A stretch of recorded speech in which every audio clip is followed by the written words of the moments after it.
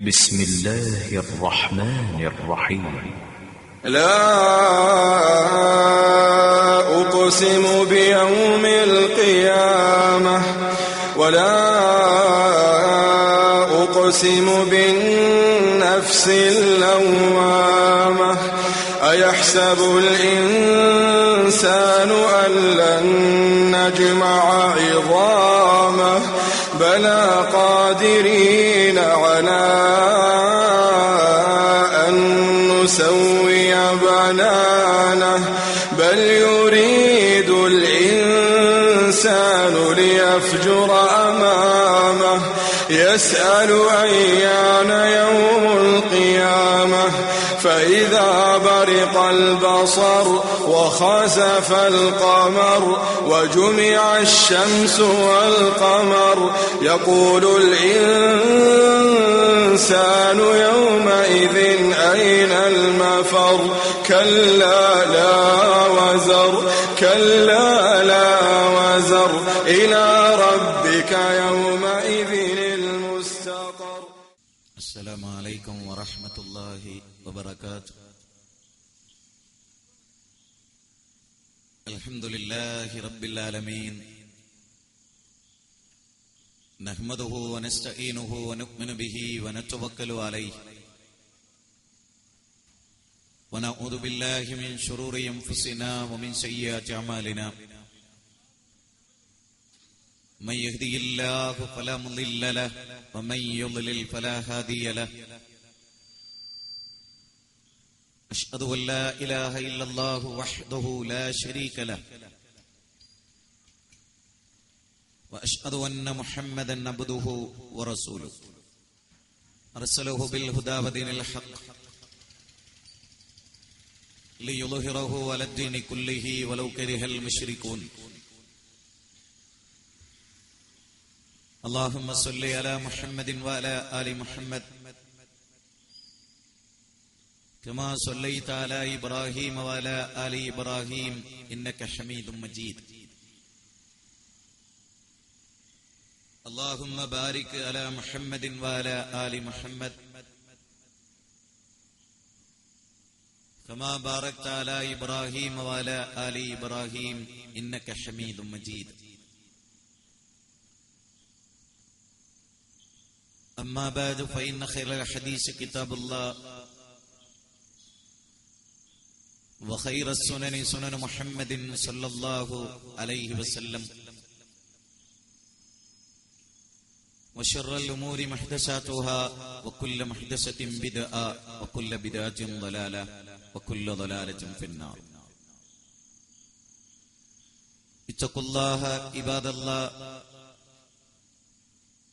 أوصيكم وإياي أولا بتقوى الله. إن أريد إلا الإصلاح ما استطعت وما توفيقي إلا بالله عليه توكلت وإليه أنيب. اللهم رب اشرح لي صدري ويسر لي أمري واحلل عقدة من لساني يفقهوا قولي. أعوذ بالله من الشيطان الرجيم. بسم الله الرحمن الرحيم. والذين آمنوا ولم يلبسوا إيمانهم بظلم أولئك لهم الأمن وهم مهتدون.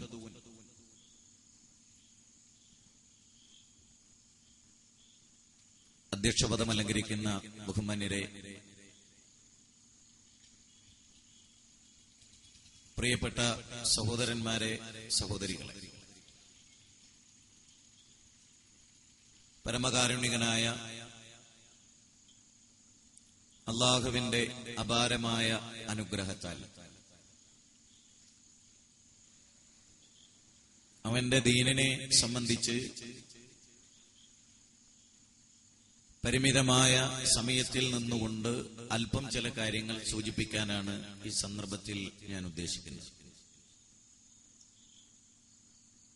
കാര്യങ്ങൾ ശ്രദ്ധിച്ച് കേൾക്കുകയും വസ്തുതാപരമായി വിലയിരുത്തുകയും ചെയ്യണമെന്നാണ് തുടക്കത്തിൽ നിങ്ങളോട് ഓർമ്മപ്പെടുത്താനുള്ളത്. നമ്മളെല്ലാവരും ആഗ്രഹിക്കുന്നത് അല്ലാഹുവിന്റെ സ്വർഗത്തിൽ എത്തണം എന്നുള്ളതാണ്. സ്വർഗത്തിലെത്തണമെങ്കിൽ അടിസ്ഥാനപരമായി എന്തൊക്കെയാണ് ചെയ്യേണ്ടത്? ഈ വിഷയത്തിൽ അഭിപ്രായ ഭിന്നതകളുള്ള ഒരു ലോകത്താണ് നമ്മൾ ജീവിച്ചുകൊണ്ടിരിക്കുന്നത്.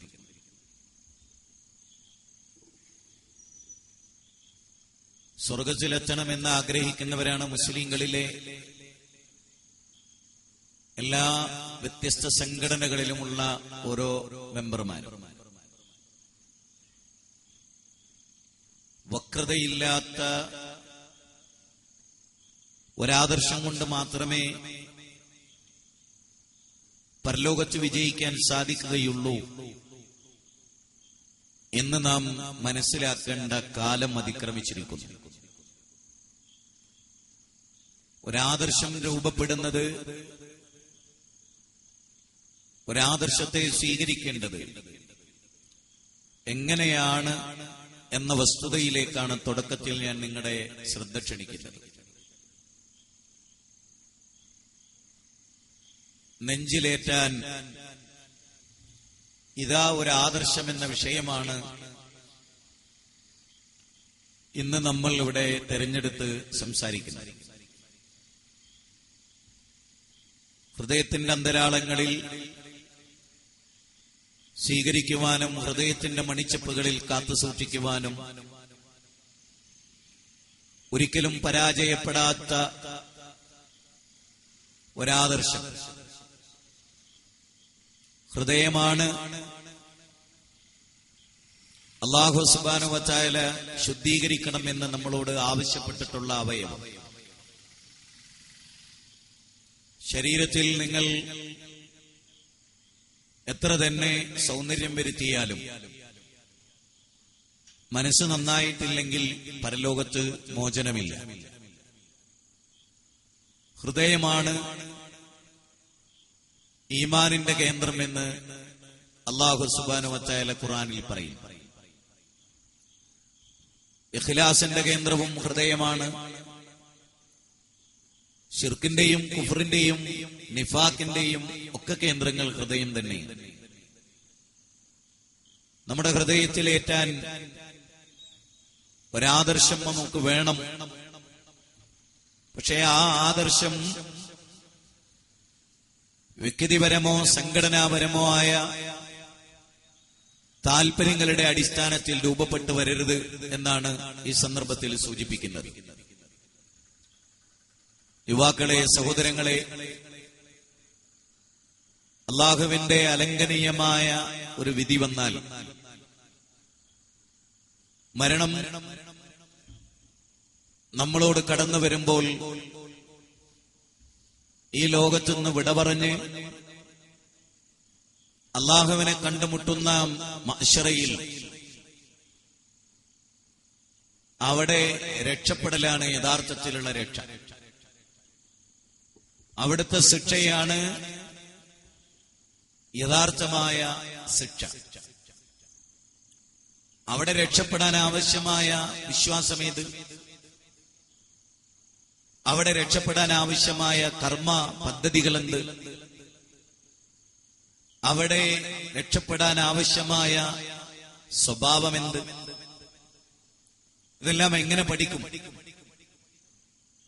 കാരണവന്മാർ പഠിപ്പിച്ചതനുസരിച്ച്, നാട്ടാചാരങ്ങൾക്കനുസരിച്ച്, നാടിന്റെ നടപടികൾക്കനുസരിച്ചൊക്കെ ജീവിച്ച് പോകുന്നുണ്ട് കുറെ ആളുകൾ. എന്നാൽ ഇസ്ലാം അതിനെ എങ്ങനെ നോക്കിക്കാണും? നമ്മുടെ ആദർശം രൂപപ്പെടേണ്ടത് കുറെ കാലം നാട്ടിൽ കൊണ്ടുനടന്ന ആചാരം എന്ന നിലയിലല്ല. 50 കൊല്ലമായല്ലോ ഈ ആചാരം, അല്ലെ 70 കൊല്ലമായല്ലോ ഈ വിശ്വാസം എന്ന് പറഞ്ഞിട്ടല്ല ഒരു വിശ്വാസം രൂപപ്പെടേണ്ടത്. 1000 കൊല്ലത്തിന്റെ പഴക്കമുണ്ടൊരു വിശ്വാസത്തിനെങ്കിലും വിശുദ്ധ ഖുർആനിന്റെയും തിരുസുന്നത്തിന്റെയും പിൻബലമില്ലാത്തതാണെങ്കിൽ അതെനിക്ക് വേണ്ട എന്ന് പറയാനുള്ള ഒരു നെഞ്ചൂക്ക് വിശ്വാസികളായ സമൂഹത്തിനുണ്ടാകണമെന്നാണ് ഈ വിഷയാവതരണത്തിലൂടെ ആവശ്യപ്പെടുന്നത്. ആദം അലൈഹിസ്സലാം സ്വർഗലോകത്തു നിന്ന് പുറത്തു പോരുമ്പോ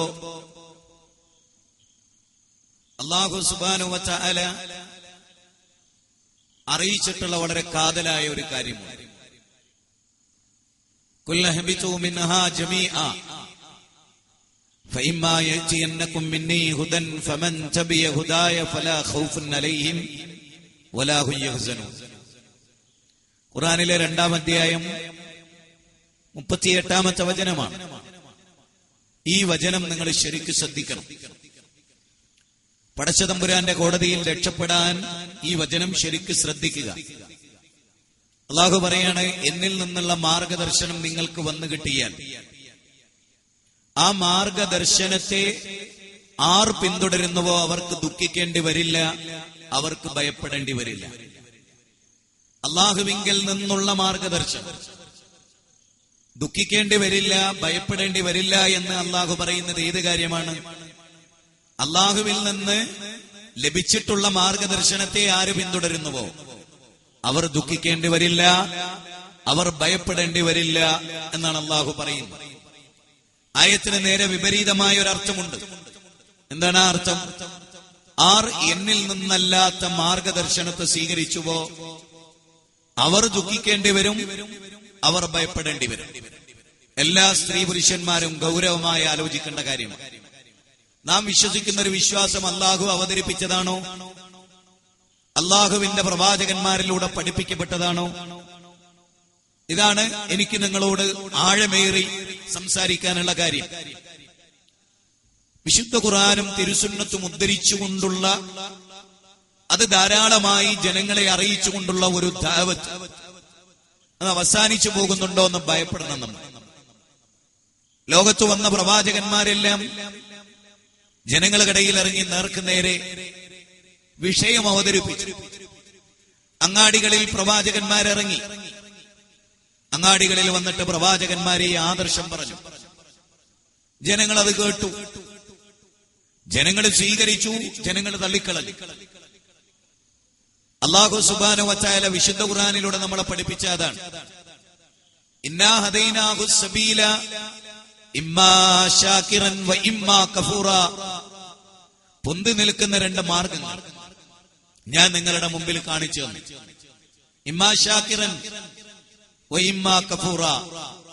നന്ദിയുള്ളവരായിട്ടും നിങ്ങൾക്ക് ജീവിക്കാം, നന്ദി കെട്ടവരായിട്ടും ജീവിക്കാം. 2 മാർഗം എവിടെയുണ്ട്.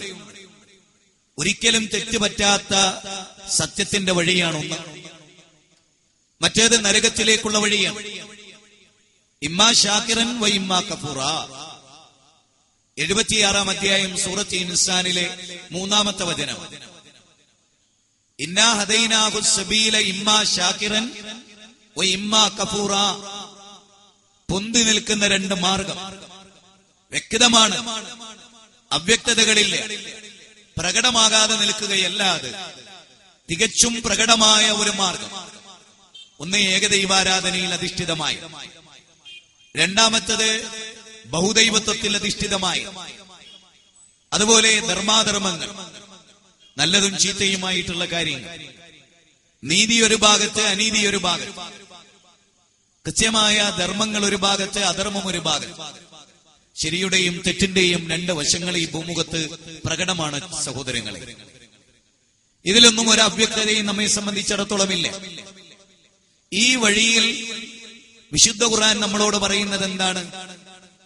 ഞാൻ എന്റെ പ്രവാചകന്മാരിലൂടെ നിങ്ങൾക്ക് കാണിച്ചു തരും ഒരു മാതൃക. ആ മാതൃക നിങ്ങൾ പിന്തുടരണം. ഞാൻ പ്രവാചകന്മാരെ തൃപ്തിപ്പെട്ടിട്ടുണ്ട്. എല്ലാവരോടും ഞാൻ പറയണം, എല്ലാവരും ശ്രദ്ധിക്കണം. പ്രവാചകന്മാരെ അല്ലാഹു തിരഞ്ഞെടുത്തു. പ്രവാചകന്മാരിലൂടെ അല്ലാഹുവിന് എന്താണോ ജനങ്ങളോട് പറയാനുള്ളത് അടിവരയിട്ട് മനസ്സിലാക്കേണ്ട കാര്യമാണ് ഈ പറയുന്നത്. നേരെ വിഷയത്തിലേക്ക് പ്രവേശിക്കുകയാണ് നമ്മൾ. വിഷയത്തിന്റെ വിവിധ ഭാഗങ്ങളിലേക്ക് കടന്നു പോവുകയാണ്. ഏറ്റവും പ്രധാനമാണെന്ത്? അള്ളാഹു ജനങ്ങളെ എന്തു പഠിപ്പിക്കാനാണോ ഉദ്ദേശിക്കുന്നത് അത് പ്രവാചകന്മാരിലൂടെ പഠിപ്പിച്ചു. പ്രവാചകന്മാർക്ക് ഗ്രന്ഥം നൽകി. ആ ഗ്രന്ഥം സത്യാസത്യ വിവേചന ഗ്രന്ഥമായി. പൂർവകാല വേദങ്ങളുടെ അവസ്ഥയും അതായിരുന്നു.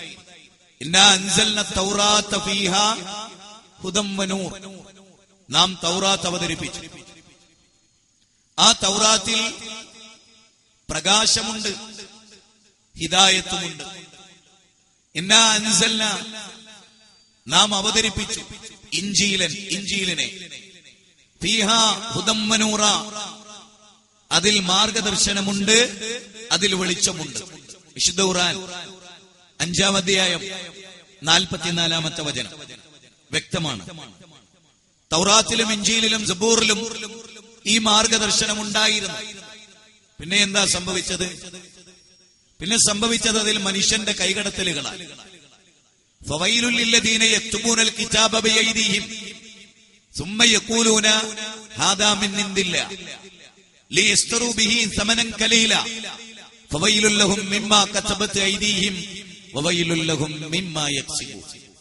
ഖുർആനിലെ 2-ാം അധ്യായം 79-ാമത്തെ വചനം. മനുഷ്യന്റെ കൈകടത്തലുകൾക്ക് വിധേയമായി മനുഷ്യൻ കൈകൊണ്ട് ഗ്രന്ഥങ്ങൾ എഴുതിയുണ്ടാക്കി. എന്നിട്ട് അവര് പറഞ്ഞു ഇത് അള്ളാഹുവിൽ നിന്നുള്ളതാണ്. സുമ്മ യഖൂലൂന ഹാദാ മിൻ ഇൻദില്ലാഹ്, ഇത് അള്ളാഹുവിൽ നിന്നുള്ളതാണ് എന്നവര് പറഞ്ഞു. അങ്ങനെ അവർ അവരുടെ വചനത്തെ അള്ളാഹുവിന്റെ വചനമായി അവരവതരിപ്പിച്ചു. അവരുടെ ആശയത്തെ റബ്ബിന്റെ കലാമായി അവരവതരിപ്പിച്ചു. എന്നാൽ അള്ളാഹു പിന്നീട് ഒടുവിലത്തെ ഗ്രന്ഥമായ ഖുർആൻ ഇറക്കി. ഖുർആനിന്റെ പ്രത്യേകത ഇന്നാ നഹ്നു നസ്സൽന ദിക്റ വഇന്നാ ലഹു ലഹാഫിളൂൻ. തീർച്ചയായും നാം ആണ് ഈ ഗ്രന്ഥത്തെ, ഈ ഉത്ബോധനത്തെ അവതരിപ്പിച്ചത്. ഈ ഉത്ബോധനത്തെ സംരക്ഷിക്കേണ്ട ചുമതലയും നാം ഏറ്റെടുത്തിരിക്കുന്നു. വിശുദ്ധ ഖുർആൻ 15-ാം അധ്യായം 9-ാമത്തെ വചനം. വിശുദ്ധ ഖുർആനിന്റെ ഉത്തരവാദിത്തം അല്ലാഹു ഏറ്റെടുത്തു. അർത്ഥങ്ങൾ തെറ്റിച്ചു പറയാൻ, വ്യാഖ്യാനങ്ങൾ തെറ്റിച്ചു പറയാനൊക്കെ ആളുകൾ ശ്രമിച്ചുകൊണ്ടിരിക്കും. എന്നാൽ ആയത്തിനൊരു മാറ്റവും വരില്ല. അല്ലാഹു അത് സംരക്ഷിച്ചു. പൂർവ്വവേദങ്ങൾക്കില്ലാത്ത അവസ്ഥാവിശേഷമാണിത്. അതുകൊണ്ട് തന്നെ ഒടുവിലത്തെ ഗ്രന്ഥം വിശുദ്ധ ഖുർആനാണ്. ആ ഖുർആനിൽ നിന്നാണ് നമ്മൾ ആദർശം പഠിക്കേണ്ടത്. പ്രവാചക തിരുമേനിയുടെ വചനങ്ങളിൽ നിന്നാണ് നാം ആദർശം പഠിക്കേണ്ടത്. ഉസ്താദുമാരുടെയോ മൗലവിമാരുടെയോ മൊല്ലമാരുടെയോ വാക്കസർത്തുകളിൽ നിന്നല്ല. മുസ്ലിം സമുദായം, മനുഷ്യ സമൂഹം മതത്തെ ഉൾക്കൊള്ളേണ്ടത് കൃത്യമായ പ്രമാണങ്ങളുടെ വെളിച്ചത്തില്. പിഴക്കാതിരിക്കാൻ ഏറ്റവും ഉത്തമമായ വഴിയും അതാണ്. തറക്തു ഫീക്കും അംറൈനി ലം തദില്ലു മാ തമസ്സക്തും ബിഹിമാ കിതാബുല്ലാഹ് വസുന്നത്തു റസൂലിഹി. 2 കാര്യങ്ങൾ ഞാൻ നിങ്ങളിൽ വിട്ടേച്ചു പോകുന്നു. ആ 2 കാര്യങ്ങൾ മുറുകെ പിടിക്കുന്ന കാലത്തോളം പിഴക്കില്ല. റസൂലാ പറയുന്നത് സല്ലല്ലാഹു അലൈഹി വസല്ലം. അത് വിശുദ്ധ ഖുർആനാണ്. നബി സല്ലല്ലാഹു അലൈഹി വസല്ലമയുടെ സുന്നത്താണ്, വചനാമൃതം. ഇത് 2 അനുസരിച്ച് നിങ്ങൾ നിങ്ങളുടെ ജീവിതത്തെ രൂപപ്പെടുത്തണം. ഇത് വിശുദ്ധ ഖുർആനിൽ ഉടനീളം പരിശോധിച്ചാൽ നമുക്ക് കാണാൻ കഴിയുന്ന കാര്യമാണ്. വൈദാ ഖീല ലഹും തആലൂ ഇലാ മാ അൻസലല്ലാഹു വഇലാ റസൂലി ഖാലൂ ഹസ്ബുനാ മാ വജദ്നാ അലൈഹി ആബാഅനാ. അവരെ ക്ഷണിക്കപ്പെട്ടാൽ, അവരോട് പറയപ്പെട്ടാൽ അല്ലാഹുവിന്റെ ഗ്രന്ഥത്തിലേക്ക് വരൂ, നബി സല്ലല്ലാഹു അലൈഹി വസല്ലമയുടെ സുന്നത്തിലേക്ക് വരൂ എന്ന് അവരോട് പറയപ്പെട്ടാൽ ഖാലൂ, അവര് പറയും മാ വജദ്നാ അലൈഹി ആബാഅനാ, ഞങ്ങളുടെ പിതാക്കന്മാരെ ഏതൊന്നിലായി ഞങ്ങൾ കണ്ടുപോകും, ഞങ്ങൾക്ക് അത് മതി. ആ വിശ്വാസം പ്രഖ്യാപിക്കുന്ന ചില ആളുകൾ ഞങ്ങൾക്ക് നിങ്ങളുടെ ഖുർആനൊന്നും വേണ്ട, ഞങ്ങൾക്ക് സുന്നത്തൊന്നും വേണ്ട, ഞങ്ങളുടെ വല്യാപ്പൻ നരകത്തിലാന്ന് ഞങ്ങൾ പറയുന്നത്, ഞങ്ങളുടെ മൂത്താപ്പൻ നരകത്തിലാന്ന് ഞങ്ങൾ പറയുന്നത്, അന്റെ വാപ്പ നരകത്തിലാന്ന് ഈ പറയുന്നത്. ഇപ്പൊ ഒരു പുതിയ വാതുവായിട്ട് വന്നല്ലോ, ഖുർആനും സുന്നത്തും സ്വീകരിക്കണം, ഖുർആനും സുന്നത്തും സ്വീകരിക്കണം നീ പറയുന്നല്ലോ. അപ്പൊ ഞങ്ങളുടെ വാപ്പയൊക്കെ എവിടെ? അത് നോക്കാനാണ് നമ്മൾ ഏൽപ്പിച്ചിട്ടില്ല. തിൽക ഉമ്മത്തുൻ, ഒരു കഴിഞ്ഞു പോയ ഒരു ജനതയെ അവര് പ്രവർത്തിച്ചതിനെ കുറിച്ച് നിങ്ങളോട് ചോദിക്കില്ല. വലാ തുസ്അലൂന അമ്മാ കാനൂ യഅമലൂൻ, അവര് പ്രവർത്തിച്ചതിനെ കുറിച്ച് നിങ്ങളോട് ചോദിക്കൂല. നിങ്ങളുടെ കാര്യം നോക്കിക്കോളി. യാ അയ്യുഹല്ലദീന ആമനൂ അലൈക്കും അൻഫുസക്കും ലാ യദുറുക്കും മൻ ദല്ല ഇദാ ഇഹ്തദൈത. ഖുർആനിലെ 5-ാം അധ്യായം 105-ാമത്തെ വചനം പറയുന്നത് ഇതാണ്: സത്യവിശ്വാസികളെ, നിങ്ങൾ നിങ്ങളുടെ സ്വന്തം നഫ്സിനെ കാത്തുകൊള്ളണം. നിങ്ങളുടെ കാര്യം നോക്കിക്കോളി, നിങ്ങളെ രക്ഷപ്പെടുത്താൻ നോക്കിക്കോളൂ. അള്ളാഹു പറയാം, നിങ്ങളെ ഹിദായത്തിലാണെങ്കിൽ വഴിപിഴച്ചവർക്ക് നിങ്ങളെ ഒന്നും ചെയ്യാൻ കഴിയില്ല. വഴിപിഴച്ചവർക്ക് നിങ്ങളെ ഒന്നും ചെയ്യാൻ കഴിയില്ല. അപ്പൊ നമ്മളൊരു കാര്യം ആലോചിക്കണം. ഫൈൻ തനാസഅതും ഫീ ശൈഇൻ ഫർദൂഹു ഇലല്ലാഹി വറസൂലി. മതപരമായ അഭിപ്രായ ഭിന്നത ഉണ്ടായാൽ ഖുർആനിലേക്ക് മടക്കണം, സുന്നത്തിലേക്ക് മടക്കണം. ഇൻ കുൻതും തുഅ്മിനൂന ബില്ലാഹി വൽ യൗമിൽ ആഖിർ, അല്ലാഹുവിലും അന്ത്യദിനത്തിലും നിങ്ങൾ വിശ്വസിക്കുന്നവരാണെങ്കിൽ ഖുർആനിലേക്കും സുന്നത്തിലേക്കും മടക്കുക. അഹ്സനിമാര് കാണുന്ന സ്വപ്നത്തിലേക്ക് മടക്കാനല്ല. സ്വപ്നമാണെന്ന് കേരളത്തിന്റെ ആളുകളുടെ തെളിവ്. ഒരഹ്സനി പകരക്കാരൻ മുപ്പരിങ്ങനെ സ്വപ്നം കാണും, ഒരു കണ്ണടച്ചാ സ്വപ്ന. എ.പി. ഉസ്താദിന്റെ എതിരിൽ മാത്രം പ്രവർത്തിച്ചിരുന്ന ഒരു വ്യക്തി. അയാൾ ഉസ്താദിനോട് പെട്ടെന്ന് ഉസ്താദിനോട് സ്നേഹം, ഉസ്താദിന്റെ പ്രവർത്തകരോട് സ്നേഹം, ഉസ്താദിന്റെ കൂടെയുള്ളവരോട് സ്നേഹം, ഉസ്താദിന്റെ ഗ്രൂപ്പിലെ പണ്ഡിതന്മാരോട് സ്നേഹം, അവർക്കൊക്കെ കൂടി സ്വീകരണം എന്തൊക്കെ ജിദ്ദയിൽ ഏർപ്പെടുത്തിയത്. അപ്പോ ഇയാളോട് ചോദിച്ചു, എന്ത് നിങ്ങൾ ഇങ്ങനെ പെട്ടെന്നൊരു പരിവർത്തനം എന്ന് ചോദിച്ചപ്പോൾ അയാൾ പറഞ്ഞത്, ഞാൻ അല്ലാഹുവിന്റെ റസൂലിനെ കാണാൻ. അയാൾ ഈ വിഭാഗത്തിലാണ്. എന്താ തുറന്നു പറഞ്ഞതിന് തകരാറൊന്നുമില്ല, ഒക്കെ അങ്ങനെ പുറത്തിപ്പോ പരസ്യമായിട്ടുള്ളതല്ലേ. അയാൾ പറയാണ്, ഞാൻ ഉസ്താദിന്റെ എതിരിലാണ്, പക്ഷെ ഞാൻ അല്ലാഹുവിന്റെ റസൂലിനെ കാണാൻ വളരെയധികം പരിശ്രമിച്ചവനാണ്. അതിനുള്ള ഏക വഴി സ്വലാത്ത് ചെല്ലലാണ്. സ്വലാത്ത് ചൊല്ലി ചൊല്ലി ചൊല്ലി ചൊല്ലി അവസാനം അടുത്ത് ഞാനൊരു സ്വപ്നം കണ്ടു. എന്താ? നബി സല്ലല്ലാഹു അലൈഹി വസല്ലമ തങ്ങളെ കാണാൻ വേണ്ടി ഒരു വലിയ സഫ്, ഒരു വലിയ ക്യൂ ഞാൻ കണ്ടു. ഞാൻ അതിൽ ചെന്ന് നിന്നു. നട്ടുച്ച ടൈം, വേർത്തൊഴുകുന്നു. ഏതായാലും കാലങ്ങളായില്ലേ നബിയെ കാണാൻ ആഗ്രഹിക്കുന്നു, ഇനി ഇതിൽ നിന്ന് പിന്തിരിയുന്ന പ്രശ്നമില്ലാതെ മനസ്സിലാക്കി ആ വലിയ ആ ക്യൂവിന്റെ പിന്നിൽ ഞാനും കൂടി അങ്ങനെ നടന്ന് നടന്ന് നടന്ന് ഒരു റൂമിലാണ് റസൂലുള്ളത് എന്നാണ് കേൾക്കുന്നത്. അതേക്കങ്ങ് കാലെടുത്ത് വെക്കുമ്പോൾ അവിടെ നബിയല്ല ഉള്ളത്, കാന്തപുര ഉസ്താദാണുള്ളത്, എ.പി. ഉസ്താദാണുള്ളത്. സുബ്ഹാനല്ലാഹ്, എന്താ പരിപാടി? എ.പി. ഉസ്താദ് ടിക്കറ്റ് കൊടുക്കുന്നു. എന്തിന്? അപ്പുറത്തെ റൂമിൽ റസൂലുള്ള ഇരിക്കുന്നുണ്ട്, ആ നബിയെ കാണാൻ എ.പി. ഉസ്താദ് ടിക്കറ്റ് കൊടുക്കുന്നു. ആ ടിക്കറ്റ് വാങ്ങി ഞാൻ അടുത്ത റൂമിൽ കയറിയപ്പോൾ അവിടെ റസൂലുള്ളാഹി ഇരിക്കുന്നു. ഞാൻ മനസ്സിലാക്കി, അല്ലാഹുവിന്റെ റസൂലിലേക്കെത്താൻ ഇക്കാലത്ത് പറ്റിയവരുണ്ടെങ്കിൽ ഞാൻ തുടരുന്ന വിഭാഗമല്ല, മറിച്ച് കാന്തപുരം മാത്രമാണ്. ഞാൻ അതോടുകൂടെ എന്റെ ഗ്രൂപ്പ് വിട്ടു. മൂപ്പരെപ്പ കണ്ണടച്ചോ മൂപ്പര് സ്വപ്നം കാണും, കാന്തപുരത്തിനെ കാണും. കാന്തപുര ഉസ്താദുമായി ബന്ധപ്പെട്ട സ്വപ്നമല്ലാത്തൊരു സ്വപ്നവും മൂപ്പര ആയുസിനിടയിൽ മൂപ്പര് കാണൂല. മൂപ്പരെ മഹല്യാരെ യോഗം കൂടിയിട്ട് പറഞ്ഞത്രയും ഞങ്ങൾ പറഞ്ഞതിന് ശേഷം സ്വപ്നം കണ്ടാ മതി, എന്റെ സ്വപ്നം കൊണ്ട് ഞങ്ങൾ പൊറുതിമുട്ടിയിട്ടുണ്ട്. എ.പി. ഉസ്താദിന്റെ വിഷയത്തിൽ സ്വപ്നം കണ്ട ചില സംഭവങ്ങൾ ഒരു അഹ്സനി പറഞ്ഞ CD-യുടെ ക്ലിപ്പ് കേൾപ്പിച്ചിട്ടാണ് ഇവരവിടെ കുറെ വേണ്ടാത്തത് പറഞ്ഞത്. ഞാൻ പറയാ, എ.പി. ഉസ്താദ് ഇങ്ങനെയൊക്കെയാണ് ഞാൻ എന്ന് പറഞ്ഞോ? എ.പി. ഉസ്താദ് പറയിച്ചതാണോ? എ.പി. ഉസ്താദ് പറഞ്ഞോ? ആരോ ഒരാള് എവിടെയോ സ്വപ്നം കണ്ടെന്ന് എവിടുന്നോ പറഞ്ഞതിന് എ.പി. ഉസ്താദ് ഉത്തരവാദിയാവോ? ഉണ്ടായാലും ഇല്ലെങ്കിലും ഞാൻ രണ്ടു കൂട്ടിയിട്ടാ പറഞ്ഞു. സ്വപ്നം എങ്ങനെ കാണുക? നിന്റെ കണ്ണുകൊണ്ട് കണ്ട്, കണ്ണുകൊണ്ടല്ലാണ്ട് സ്വപ്നം വേറെന്തുകൊണ്ടാ കാണുക? അതിനാരെങ്കിലും സാക്ഷ്യം വഹിക്കോ? അതിനാരും ഉണ്ടാവില്ല. സ്വപ്നത്തിന് അന്നാണ് കണ്ട്, ഞാൻ സ്വപ്നം കണ്ട അയാൾ അറിഞ്ഞ് എന്നൊന്നും പറയാൻ കഴിയില്ല. അതുകൊണ്ട് ജനങ്ങൾക്ക് എളുപ്പമാണ്.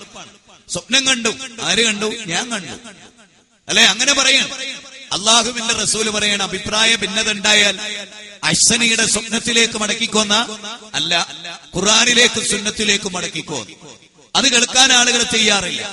ഖുർആനിലുണ്ട്, സുന്നത്തിലുണ്ട്, ചരിത്രത്തിലുണ്ട്, തെളിവ് നോക്കണം എന്നൊന്നും പറഞ്ഞ ആളുകൾക്ക് സ്വീകാര്യമില്ല. ആളുകൾ ഇന്ന് ഓരോരുത്തർ കാണുന്ന സ്വപ്നത്തിന്റെ പിന്നാലെ, കേട്ടുകേൾവിയുടെ പിന്നാലെ, അതുപോലെ കള്ളക്കഥകളുടെ പിന്നാലെ, കെട്ടിയുണ്ടാക്കിയ കൽപ്പിത കഥകളുടെ പിന്നാലെ. ഇങ്ങനെയാണ് ഇന്നത്തെ നമ്മുടെ സമുദായം. മതപരമായ അഭിപ്രായ ഭിന്നത ഉണ്ടായാൽ സ്വപ്നത്തിലേക്ക് മടക്കാനല്ല, ഖുർആനിലേക്കും സുന്നത്തിലേക്കും മടക്കാനാണ്. അമ്പിയാക്കളുടെതൊഴികെ സ്വഹാബത്തിന്റെ സ്വപ്നം പോലും ഇസ്ലാമിൽ രേഖയല്ല എന്നാണ് കാന്തപുരം അവതാരിക എഴുതിയ പുസ്തകമായ ഷാഫി മദ്ഹബ് എന്ന പുസ്തകം പൊന്മള അബ്ദുൽ ഖാദർ മുസ്ലിയാർ എഴുതിയ പുസ്തകത്തിന്റെ അവതാരികയിൽ പറയും. സ്വഹാബത്തിന്റെ സ്വപ്നം പോലും ഇസ്ലാമിൽ രേഖയല്ല. ഏത് ഉസ്താദ് ഉറക്കിൽ വന്ന് പറഞ്ഞാലും, ഉസ്താദ് വന്ന് പറഞ്ഞാലും, ഏത് വലിയന്റെ കോലത്തിൽ വന്ന് പറഞ്ഞാലും, ഒരു മനുഷ്യന്റെ കോലത്തിൽ വന്ന് പറഞ്ഞാലും സ്വീകരിക്കാൻ വകുപ്പില്ല. കാരണം അല്ലാഹുവിന്റെ റസൂല് പഠിപ്പിച്ചത് എന്താണെന്ന് ഹദീസിന്റെ ഗ്രന്ഥങ്ങളിലുണ്ട്, പരിശുദ്ധ ഖുർആനിലുണ്ട്, ഇമാമിങ്ങളുടെ കിതാബുകളിലുണ്ട്. അത് തള്ളിയിട്ട് ഒരു സ്വപ്നത്തെയും മാനദണ്ഡമാക്കാൻ പാടില്ല. അത് ശൈത്താനിന്റെ കുതന്ത്രമാണ് കേട്ടോ, അത് ശൈത്താനിന്റെ കുതന്ത്രമാണ് കേട്ടോ, അത് ശൈത്താനിന്റെ കുതന്ത്രമാണ് കേട്ടോ. ഇക്കാര്യം ബഹുമാനപ്പെട്ട ഇബ്നു ഹജറുൽ ഹൈതമി തങ്ങൾ രേഖപ്പെടുത്തിയിട്ടുണ്ട്, ഇമാം നവവി റഹിമഹുല്ലാ രേഖപ്പെടുത്തിയിട്ടുണ്ട്. ലോകത്തുള്ള എല്ലാ ഇമാമിങ്ങളും അവരെ കിതാബുകളിൽ ഇക്കാര്യം എഴുതി രേഖപ്പെടുത്തിയിട്ടുണ്ടെന്ന് ഞാൻ എന്റെ സാധാരണക്കാരെ ഓർമ്മപ്പെടുത്തുകയാണ് എന്ന് വളരെ വ്യക്തമായി രേഖപ്പെടുത്തുകയാണ്. പിന്നെ അല്ലേ 1400 വർഷം കഴിഞ്ഞിട്ട് കണ്ട അണ്ടനും അടകോടനും ഒക്കെ കാണുന്ന സ്വപ്നം തെളിവായി ആളുകൾ ഉദ്ധരിക്കുകയും പറയുകയും അതിന്റെ പിന്നാലെ ആളുകൾ നീങ്ങുകയും ചെയ്യുന്ന കാഴ്ചയാണ് ഇന്ന് നമ്മൾ കണ്ടുകൊണ്ടിരിക്കുന്നത്. പരലോകമാണ് നമുക്ക് വലുത്. ദുനിയാവിലെ കേവലമായ സമ്പാദ്യമോ സുഖമോ ദുനിയാവ് കാണുന്ന പടപടപ്പുകളോ അല്ല, മറിച്ച് നരകം. അത് ഭയാനകരമാണ്. ആ നരകത്തിൽ നിന്ന് രക്ഷപ്പെടാൻ നിങ്ങൾ നോക്ക്, അള്ളാന്റെ ഇഷ്ടമറിയാൻ നമുക്കെന്താ വഴി? പടച്ചോൻ എന്തൊക്കെയാ ഇഷ്ടപ്പെടുക, പടച്ചോൻ എന്തൊക്കെയാ പഠിപ്പിക്കുക നമുക്കറിയില്ല. അത് പടച്ചോൻ പഠിപ്പിക്കുന്നത് പ്രവാചകന്മാരെയാണ്, പ്രവാചകന്മാരിലൂടെയാണ് പഠിപ്പിക്കുന്നത്. ഈ പോയിന്റ് നമ്മൾ ആദ്യം മനസ്സിലാക്കണം. പ്രവാചകന്മാരെ അള്ളാഹു അയച്ചു. പ്രവാചകന്മാരിലൂടെ അള്ളാഹ് എന്നത് ഇഷ്ടമാണ്, അള്ളാഹ് എന്നത് ഇഷ്ടമില്ല. ഇന്നത് തൗഹീദാണ്, ഇന്നത് ശിർക്കാണ്, ഇന്നത് ബിദ്അത്താണ്, ഇന്നത് സുന്നത്താണ്, ഇന്നത് ഹറാമാണ്, ഇന്നത് ഹലാലാണ്, ഇന്നത് ജായിസാണ്. ഇങ്ങനെ ഒരുപാട് കാര്യങ്ങൾ ഇതെല്ലാം അല്ലാഹു സുബ്ഹാനഹു വ തആല പഠിപ്പിച്ചു കൊടുക്കുകയാണ്. ജിബ്രീൽ അലൈഹിസ്സലാമിനെ അയക്കുന്നു, പ്രവാചകന്മാർക്ക് വഹി നൽകുന്നു, പ്രവാചകന്മാരത് പഠിപ്പിച്ചു തരുന്നു. പ്രവാചകന്മാരിലൂടെ നമ്മൾ പഠിക്കുന്നു, നമ്മൾ പഠിച്ചേടത്ത് നമ്മൾ നിൽക്കുന്നു, പ്രവാചകന്മാർ പഠിപ്പിച്ച പോലെ നമ്മൾ ജീവിക്കുന്നു. അല്ലേ? ഏതേത് കാര്യങ്ങളും അങ്ങനെയാണ്. നബി സല്ലല്ലാഹു അലൈഹി വസല്ലമക്ക് പോലും മതത്തിൽ സ്വന്തമായ ഒരു കാര്യം പറയാനുള്ള അവകാശം അല്ലാഹു കൊടുത്തിട്ടുണ്ടോ? എന്റെ പ്രിയങ്കരരായ സഹോദരങ്ങൾ, പരലോകത്തിന് വേണ്ടി ഗൗരവമായി ആലോചിക്കണം. നമുക്ക് രക്ഷപ്പെടണം, നരകത്തിലെത്തരുത്. ഓരോരുത്തരും അവിടെ നഫ്സി നഫ്സി നഫ്സി നഫ്സി നഫ്സിയ എന്ന് വിലപിക്കുന്ന ഒരു പരലോകം, മരണാനന്തര ജീവിതം.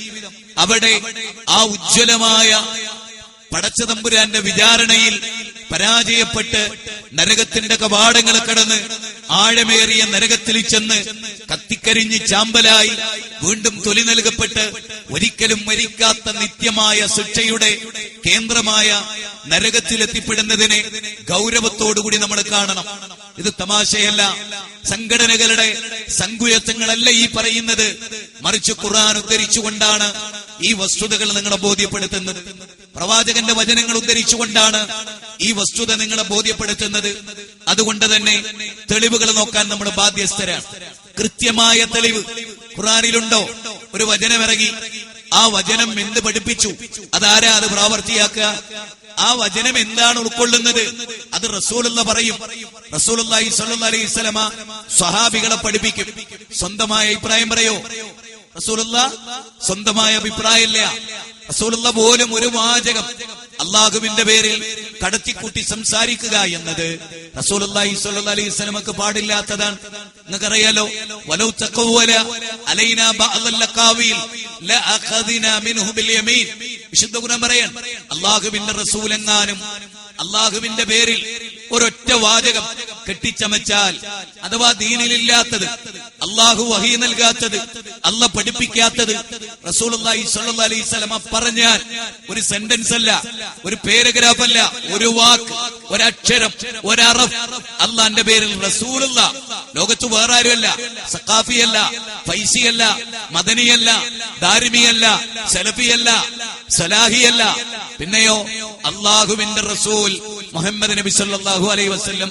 നബിക്ക് പോലും ഒരു ദിക്ർ ഉണ്ടാക്കാൻ അവകാശമല്ല, ഒരു സലാത്ത് ഉണ്ടാക്കാൻ അവകാശമല്ല, ഒരു ഇബാദത്ത് ഉണ്ടാക്കാൻ അവകാശമല്ല, ഒരു ദിക്റിലെ ഒരെണ്ണം പോലും വർദ്ധിപ്പിക്കാനുള്ള അവകാശമല്ല, ഒരു പദം പോലും റസൂലുള്ളാന്റെ ഇഷ്ടത്തിനൊത്ത് ഉപയോഗിക്കാൻ പാടില്ല. ഇതിനേക്കാൾ ഗൗരവകരമായ കാര്യം എന്താ ഉള്ളത്? ആലോചിച്ചു നോക്ക് നിങ്ങൾ. മരിക്കണ്ടേ, പടച്ചോനെ കണ്ടുമുട്ടണ്ടേ?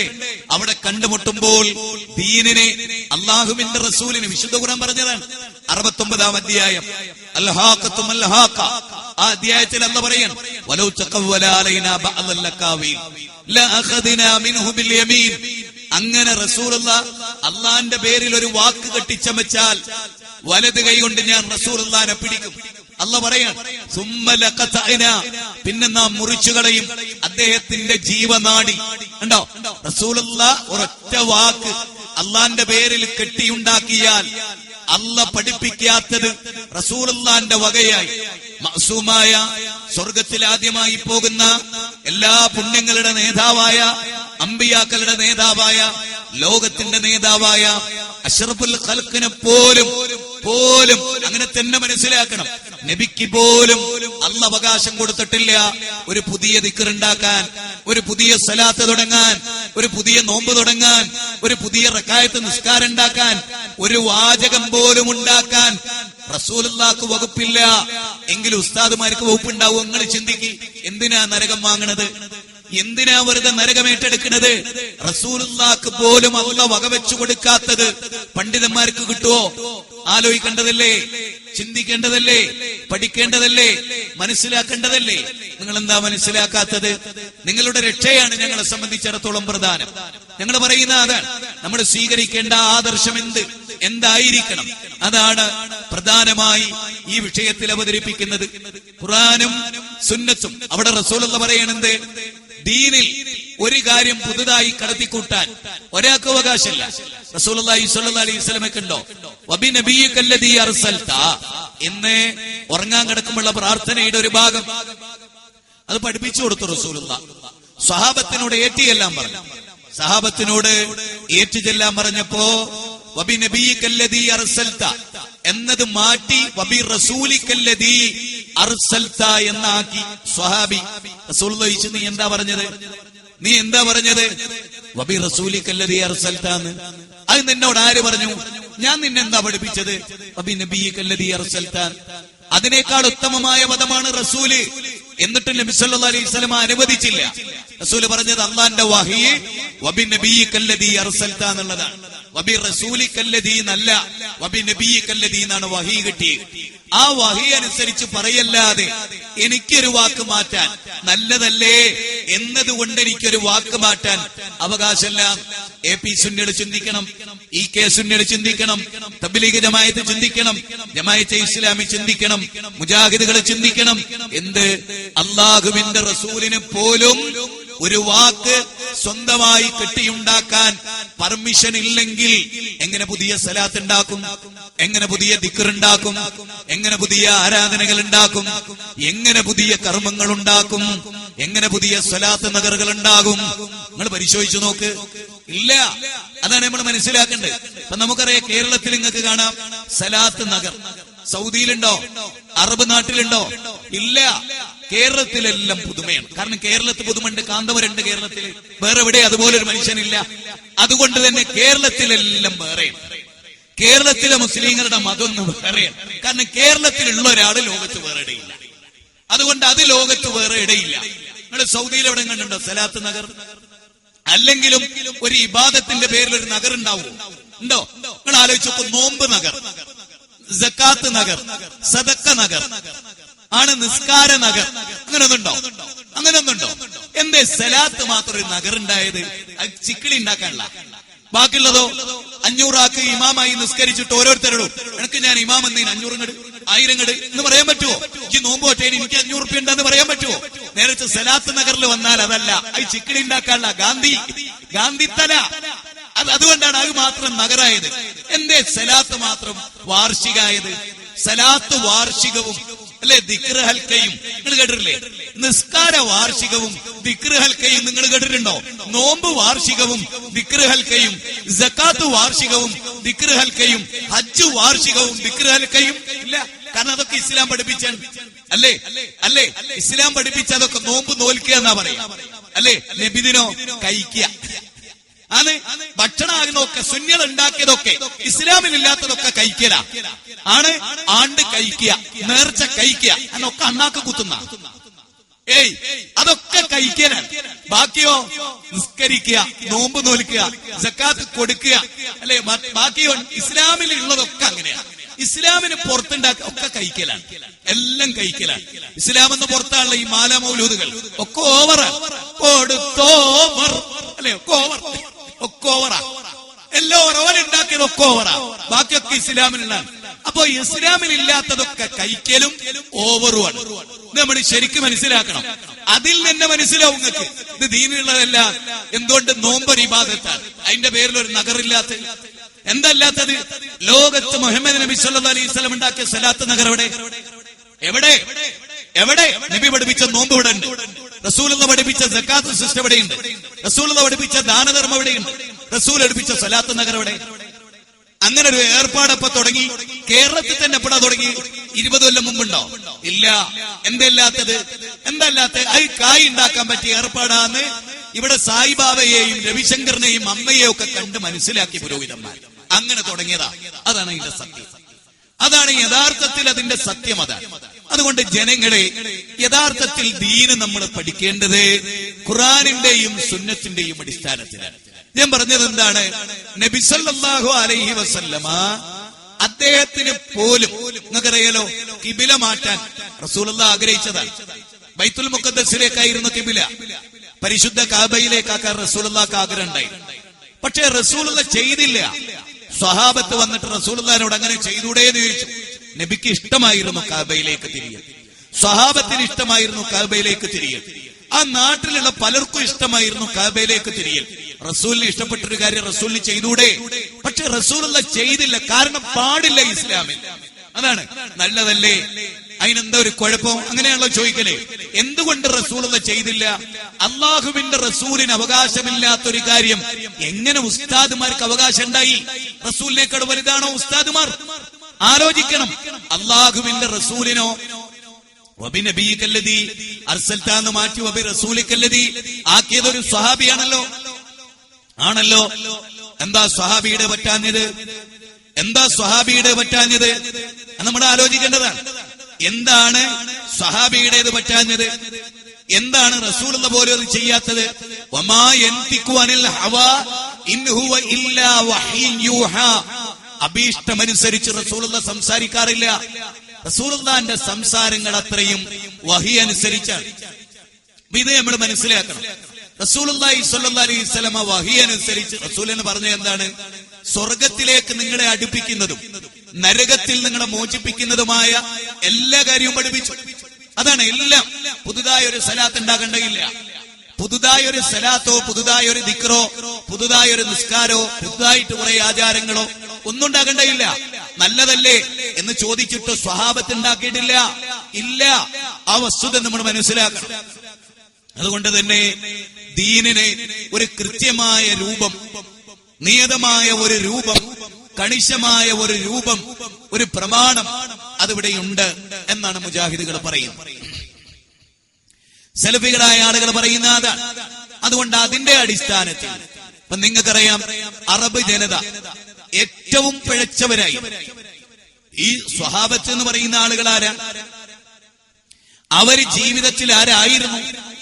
മുഹമ്മദ് നബി സല്ലല്ലാഹു അലൈഹി വസല്ലം പ്രവാചകനാകുന്നതിന് മുമ്പ് അവരാരായിരുന്നു? യുവാക്കളെ മദ്യപാനികളായിരുന്നില്ലേ അവരിൽ മഹാഭൂരിപക്ഷം? വളരെ ചുരുങ്ങിയ ആളുകളല്ലേ മദ്യപിക്കാതിരുന്നത്? വ്യഭിചാരികളായിരുന്നു, പല തിന്മകളും ചെയ്തവരായിരുന്നു, ശിർക്കിലായിരുന്നു, ജഅഫർ ബിൻ അബീ ത്വാലിബ് റളിയല്ലാഹു അൻഹു നേഗസ് രാജാവിന്റെ കൊട്ടാരത്തിൽ വന്നിട്ട് പറയുന്നത് എന്താണ്? ഞങ്ങളുടെ വിഗ്രഹാരാധകരായി, ഞങ്ങളുടെ സ്ത്രീകളോട് അതിക്രമം ചെയ്തവരായി, ഞങ്ങൾ എല്ലാ തിന്മയിലുമായി, മദ്യത്തിൽ ഞങ്ങൾ മുങ്ങിക്കുളിച്ചു, എല്ലാ അരാജകത്വങ്ങളും ഉണ്ടായി. പക്ഷേ അള്ളാഹു ഒരു പ്രവാചകനെ അയച്ചു. ആ പ്രവാചക തിരുമേനി ഞങ്ങൾക്ക് ശരിക്ക് ദീന് പഠിപ്പിച്ചു. നമ്മൾ ആലോചിക്കേണ്ടതാണ്. ഈ സ്വഹാബത്തിന് പിന്നീട് ഖുർആൻ പറഞ്ഞ എന്താ? ഖുർആൻ ആദ്യം പറഞ്ഞിരുന്നത് അവർ വ്യക്തമായ വഴികേടിലായിരുന്നു. വ്യക്തമായ വഴികേട്. അതാരെ പറ്റിയാ പറഞ്ഞത്? ഈ സ്വഹാബികളെ പറ്റിയാ പറഞ്ഞത്. അവർ വഴികേടിലായിരുന്നു. റസൂലുള്ളാഹി വന്നിട്ട് അവരെ സമുദ്ധരിക്കുന്നതിന് മുമ്പ് അത് മനസ്സിലാക്കണം. റസൂലുള്ളാഹി അവരെ പഠിപ്പിച്ചു. എന്ത് പഠിപ്പിച്ചു? മാലപ്പാട്ട് പഠിപ്പിച്ചോ? ഇല്ല. അതുപോലെ ഖുത്ബിയ്യത്ത് പഠിപ്പിച്ചോ? ഇല്ല. മുഹീദ്ദീൻമാല പഠിപ്പിച്ചോ? ഇല്ല. ബുർദ ബൂസീരി പഠിപ്പിച്ചോ? ഇല്ല. ഇതൊന്നും അവർക്കാർക്കും പരിചയമല്ല. നമ്മളെ പറ്റി എന്താ പറയല്? നമ്മൾ പുത്തൻവാദികളാണ്. ആഹാ, വിശുദ്ധ ഖുർആനിൽ 1400 വർഷത്തിന്റെ പഴക്കമുണ്ട്. അത് വായിക്കാനും പഠിക്കാനും നമ്മൾ പറയും. ഇവരോ ബുർദ പഠിക്കാൻ, ഒതു എടുത്തിട്ട് ബുർദ തൊടാൻ, ഒതു എടുത്തിട്ട് ബുർദ വായിക്കാൻ, ബുർദ അർത്ഥം പഠിക്കണം, ഖുർആൻ അർത്ഥം പഠിക്കരുത്.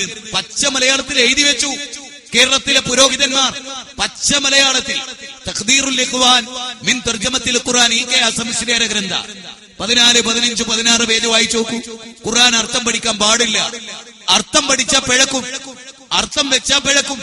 അതേ ആളുകൾ അബ്ദുൽ മജീദ് സക്കാഫി പുളിയങ്കോട് ഇറക്കിയ പുസ്തകം ബുർദ ബൂസീരി, അതിൽ 16ാമത്തെ പേജ് പറയാണ് അർത്ഥം പഠിക്കൽ നിർബന്ധാണ്. അർത്ഥറിയാതെ ഓതാൻ പാടില്ല. ഖുർആനോ അർത്ഥറിയേണ്ടതില്ല. ആരാ ഖുർആന്റെ ശത്രുക്കൾ? ആരാണ് ഖുർആനിന്റെ ശത്രുക്കൾ? ഇത് മനസ്സിലാക്കാൻ യുവാക്കളെ വലിയ ഡിഗ്രി ഒന്നും എടുക്കണ്ട, ദാരിമ്യം പൈസ ഒന്നാണ്ട്. അല്ല തന്നെ കോമൺ സെൻസ് എന്നൊരു സാധനം ഉണ്ട് മനുഷ്യന്. അത് വർക്ക് ചെയ്താൽ മതി. ആ സ്വതന്ത്രമായ അല്ലെന്ന തലച്ചോറ് അന്ന് പ്രവർത്തിക്കട്ടെ ഹൃദയത്തിന്റെ അന്തരാളങ്ങളിൽ. നിങ്ങളൊന്ന് ചിന്തിച്ചു നോക്ക്. അഫലാ യതദബ്ബറൂനൽ ഖുർആൻ അം അലാ ഖുലൂബിൻ അഖ്ഫാലുഹാ. അവരെന്താ ഖുർആനെ പറ്റി ചിന്തിക്കാത്തത്? അവരുടെ ഹൃദയം പൂട്ടിട്ട് വെച്ചിരിക്കുകയാണോ? അള്ളാന്റെ ചോദ്യം അത്. ഖുർആൻ പഠിക്കരുത് എന്നല്ലെന്ന് പറഞ്ഞ് പഠിക്ക്. എങ്ങനെ പൂട്ടിടുന്നു നീ നിന്റെ ഹൃദയത്തിന്? പൂട്ടിടല്ലേ, നിന്റെ ഹൃദയം പൂട്ടിവെക്കല്ലേ, സീല് വെപ്പിക്കല്ലേ. ഖതമല്ലാഹു അലാ ഖുലൂബിഹിം. കണ്ടോ, ഹൃദയത്തിന് സീല് വെക്കപ്പെട്ടു. അഫലാ യതദബ്ബറൂനൽ ഖുർആൻ അം അലാ ഖുലൂബിൻ അഖ്ഫാലുഹാ. അല്ല, അവരെന്താ ഖുർആനെ പറ്റി ചിന്തിക്കാത്തത്? അവരുടെ ഹൃദയം പൂട്ടിട്ട് വെച്ചിരിക്കുകയാണോ? അപ്പൊ അല്ല പറയാ, ഹൃദയം തുറക്ക്, താക്കോലെടുക്ക്, പൂട്ട് തുറക്ക്, എന്നിട്ട് നീ ആ വാതിലൊന്ന് ഓപ്പൺ ചെയ്യ്, എന്നിട്ട് ഖുർആനിന്റെ ലോകത്തേക്ക് വാ. ഈ കെ എസ് മുസ്ലിയാർ പറയുന്നു പഠിക്കരുത്. ഓതൽ എന്ന നിർബന്ധം ഫാത്തിഹ മാത്രമേ ഉള്ളൂ. ഫാത്തിഹ മാത്രമേ ഉള്ളൂ. അത് അർത്ഥം പഠിക്കൽ നിർബന്ധമില്ല, പ്രത്യേക സുന്നത്തുല്യ. ഈ സമൂഹത്തിൽ അങ്ങനെ പറഞ്ഞു. അത് നിങ്ങൾ മനസ്സിലാക്കണം. മുജാഹിദ് പ്രസ്ഥാനം പറഞ്ഞതോ ഖുർആനിലെ 40-ാം അധ്യായം 24-ൽ പറഞ്ഞ പോലെ നിങ്ങളുടെ ഹൃദയം തുറക്ക്, എന്നിട്ട് ഖുർആനിലേക്ക് വെക്ക്. ലൗ അൻസൽനാ ഹാദൽ ഖുർആന അലാ ജബലിൻ ലറഅയ്തഹു ഖാശിയൻ മുതസദ്ദിഅൻ മിൻ ഖശിയത്തില്ലാഹ്. നോക്കൂ, ഈ ഖുർആൻ ഒരു പർവ്വതത്തിന്റെ ശിഖരത്തിലാണ് നാം അവതരിപ്പിച്ചിരുന്നതെങ്കിൽ അത് പൊട്ടിപ്പിളരുമായിരുന്നു. ഭയപ്പാട് കൊണ്ട്, വിനയം കൊണ്ട്. അത്ര ഗൗരവമുള്ള കാര്യമാണ് ഖുർആൻ. അത് പഠിക്കരുത് എന്നാ പറയുന്നത്. ഖുർആനിലെ 59-ാം അധ്യായം 21-ാമത്തെ വചനം, യാ അയ്യുഹന്നാസ് ഖദ് ജാഅതുകും മൗഇളത്തും മിർ റബ്ബികും വശിഫാഉൻ ലിമാ ഫിസ്സുദൂർ. മനുഷ്യരെ, നിങ്ങൾക്ക് നിങ്ങളുടെ റബ്ബിൽ നിന്ന് ഇതാ ഒരു സതുപദേശം വന്നിരിക്കുന്നു. അത് ഖുർആനാണ്. ആ സതുപദേശം നിങ്ങൾക്ക് ശിഫയാണ്, മനസ്സിലെ രോഗങ്ങൾ ഇല്ലാതാക്കും. ഫീ ഖുലൂബിഹിം മർളും ഫസാദഹുമുല്ലാഹു മർള. നിങ്ങളുടെ ഹൃദയത്തിലാണ് രോഗം, അത് അല്ലാഹു വർദ്ധിപ്പിക്കും നിങ്ങളുടെ കാരണം കൊണ്ട്. ഖതമല്ലാഹു അലാ ഖുലൂബിഹിം വഅലാ സംഇഹിം വഅലാ അബ്സാരിഹിം ഖീശാവ. അവരുടെ ഹൃദയത്തിന്മേൽ മൂടിയുണ്ട്, കാതിലും കേൾവിയിലും കാഴ്ചയിലും എല്ലാം ആ മൂടിയുണ്ട്. അതുകൊണ്ട് തന്നെ അവർക്ക് ആ രോഗമുണ്ടാവും. ഹൃദയത്തിലേക്ക് നല്ലത് കടന്നു വരില്ല. ഹൃദയം അവർ കൊട്ടിയടച്ചു. സൂറത്ത് ബഖറ 8, 9, 10 വചനങ്ങൾ വായിച്ചു നോക്കിയേ, എത്ര വ്യക്തമായിട്ടാണ് അല്ലാഹു അത് പറയുന്നത്. അതുകൊണ്ട് തന്നെ ഈ നാട്ടിലെ ആളുകളോട്, ഈ പ്രസംഗം കേൾക്കുന്നവരോട്, വീടുകളിലിരിക്കുന്ന ഉമ്മമാരോട്, ഇത്താത്തമാരോട്, നിങ്ങളുടെ ഹൃദയം നിങ്ങൾ തുറന്നു വെക്കണം. നാനയിലേക്കല്ല, മാപ്രസിദ്ധീകരണത്തിലേക്കല്ല, ചാനലിലേക്കല്ല, നിങ്ങളുടെ വിമോചന ഗ്രന്ഥമായ പരിശുദ്ധ റമദാനിന്റെ പടിവാതിൽക്കൽ നിൽക്കുകയാണ് നമ്മൾ. ശഹ്റു റമദാനല്ലദീ ഉൻസില ഫീഹിൽ ഖുർആനു ഹുദൽ ലിന്നാസ് വബയ്യിനാത്തിൻ മിനൽ ഹുദാ വൽ ഫുർഖാൻ. പരിശുദ്ധ റമദാനിലെ ലൈലത്തുൽ ഖദറിന്റെ രാത്രിയിലാണ് അല്ലാഹു ഈ ഗ്രന്ഥത്തെ ഇറക്കിയത്. അത് മാനവരാശിക്ക് മാർഗദർശനമാണ്, സത്യാസത്യ വിവേചനമാണ്, സത്യത്തെയും അസത്യത്തെയും വേർതിരിച്ച ഗ്രന്ഥം. അത് നോക്കി പഠിക്കണം, അതനുസരിച്ച് അത് ഹിദായത്താണ്. അതിൽ നിങ്ങൾക്ക് മാർഗദർശനമുണ്ട്. സമ്പത്ത് എങ്ങനെ ചെലവഴിക്കണം, എങ്ങനെ വിശ്വസിക്കണം, എന്താണ് കറാമത്ത്, എന്താണ് മുഅ്ജിസത്ത്, ആരാണ് അമ്പിയാക്കൾ, ആരാണ് ഔലിയാക്കൾ, എങ്ങനെയാണ് ജീവിക്കേണ്ടത്, എന്താണ് ദാമ്പത്യം എന്ന് തുടങ്ങി എല്ലാ കാര്യങ്ങളും ആ ഗ്രന്ഥം മാനവരാശിക്ക് വിശദീകരിച്ചു. ആ ഗ്രന്ഥം പഠിക്കാൻ, ആ ഗ്രന്ഥം മനസ്സിലാക്കാൻ, ആ ഗ്രന്ഥം അനുസരിച്ച് ജീവിക്കാനാണ് മുജാഹിദ് പ്രസ്ഥാനം ജനങ്ങളോട് ആവശ്യപ്പെടുന്നത്. നിങ്ങളുടെ കയ്യിൽ 970 ഉണ്ടാക്കിയ ഒരു കിതാബ് എടുത്ത് തന്നിട്ടില്ലല്ലോ. നിങ്ങൾ നോക്കി, ഹിജറ 1000 നിങ്ങൾക്കറിയാം റസൂലുള്ള വഫാത്തായിട്ട് 9.5 നൂറ്റാണ്ട് കഴിഞ്ഞിട്ട് മൊയ്തീമാല അതാ നിങ്ങളെ കയ്യിൽ തരുന്നത്. ഉസ്താദുമാര് സബീൻ നിങ്ങളെ കയ്യിൽ തരുന്നത്, ഞങ്ങൾ നിങ്ങളെ കയ്യിൽ തരുന്നത് ഖുർആനാണ്. അല്ലാതെ 7-ാം നൂറ്റാണ്ടിലെ ഒരു കവി എഴുതിയ കവിതാ പുസ്തകം ബുർദ ആസ്വാദനം. എന്താ ഖുർആൻ ആസ്വാദനം ഇല്ലാത്തത്? നിങ്ങൾക്ക് ഖുർആനോട് ഇഷ്ടല്ല, വെറുപ്പാണ്. അതുകൊണ്ടാണല്ലോ കാന്തപുരം ഉസ്താദ്, നിഷേധിക്കാൻ കഴിയില്ല. കാന്തപുരം ഉസ്താദ് പറയാൻ സുന്നികളുടെ പ്രത്യേകത 2-2.5 മണിക്കൂർ പ്രസംഗിച്ചാൽ 1-2 ആയത്തോതും. മുജാഹിദുകളുടെ കുഴപ്പോ ഓരോ ഒരുപാട് ആയത്തോതും. 38-ല് 48, 48-ല് 58, 68-ല് 12 എന്നൊക്കെ ഓലിങ്ങനെ പറയുന്ന ഇവരിങ്ങനെ ആയത്തോതും ധാരാളം. എന്നിട്ട് വേണമെങ്കിൽ ആയത്തിന്റെ നമ്പറും പേജും ഒക്കെ ആയിട്ട് പറയും. ഖുൽഹു അല്ലാഹു അഹദ് 38, 48 എന്ന് വന്നിരിക്കലെ എല്ലാ ആയത്തിനും പേര് തെറ്റിപ്പോണ്ടാന്ന് പേരും. സുന്നികൾ 2 മണിക്കൂർ അത് പറഞ്ഞാൽ ആകെ ഒരായത്തോ 2 ആയത്തോ ഒക്കെ ആവുക. ബാക്കി ഇമാമിങ്ങളെ കൗലും ഇമാമിങ്ങൾ പറഞ്ഞ ഉദ്ധരണികളും സ്വാലിഹ്യങ്ങൾ പറഞ്ഞ ചരിത്രങ്ങളൊക്കെ ആയിരിക്കും സുന്നികളെ വായനയിലുണ്ടാകുക. മറ്റത് ആയത്തിങ്ങനെ തുരുതുരുതുറേ ഓതും. 38-ല് 48 സൂറത്ത് ഇഖ്ലാസ്. ഇത് വിശുദ്ധ ഖുർആനിലെ ഏറ്റവും അവസാനം വരുന്ന 3 അധ്യായങ്ങളിൽ 112-ാമത്തെ അധ്യായം ഏതാന്ന് പോലും അറിഞ്ഞൂടാ. 32-ാമത്തെ അധ്യായം എന്നാ പറഞ്ഞത്. എന്നിട്ട് കമറുലമയാണത്രേ താങ്ങി നടക്കുക. മനുഷ്യന്റെ കാര്യം ആലോചിക്കണം. സൂറത്ത് ഇഖ്ലാസ് ഖുർആനിൽ എത്രാമത്തെ അധ്യായം എന്നറിഞ്ഞൂടാ, 38-ആണത്രേ. നിങ്ങൾ ആലോചിക്കണം. ഇതാ കൗമ് ഇവരുടെ ഏറ്റവും വലിയ ആശാന്റെ കഥയാ പറഞ്ഞത്. ആശാൻ തന്നെ കളരിക്ക് പുറത്താ. വലിയ ആശാൻ തന്നെ കളരിക്ക് പുറത്താണ്. മുജാഹിദുകൾ ഖുർആൻ കൂടുതൽ ഓതുന്നു, അതാണ് അവരെ കുഴപ്പം. നിങ്ങൾ ആലോചിച്ച് നോക്കണം. അപ്പൊ മുഹമ്മദ് നബീന്റെ കുഴപ്പം എന്തായിരുന്നു?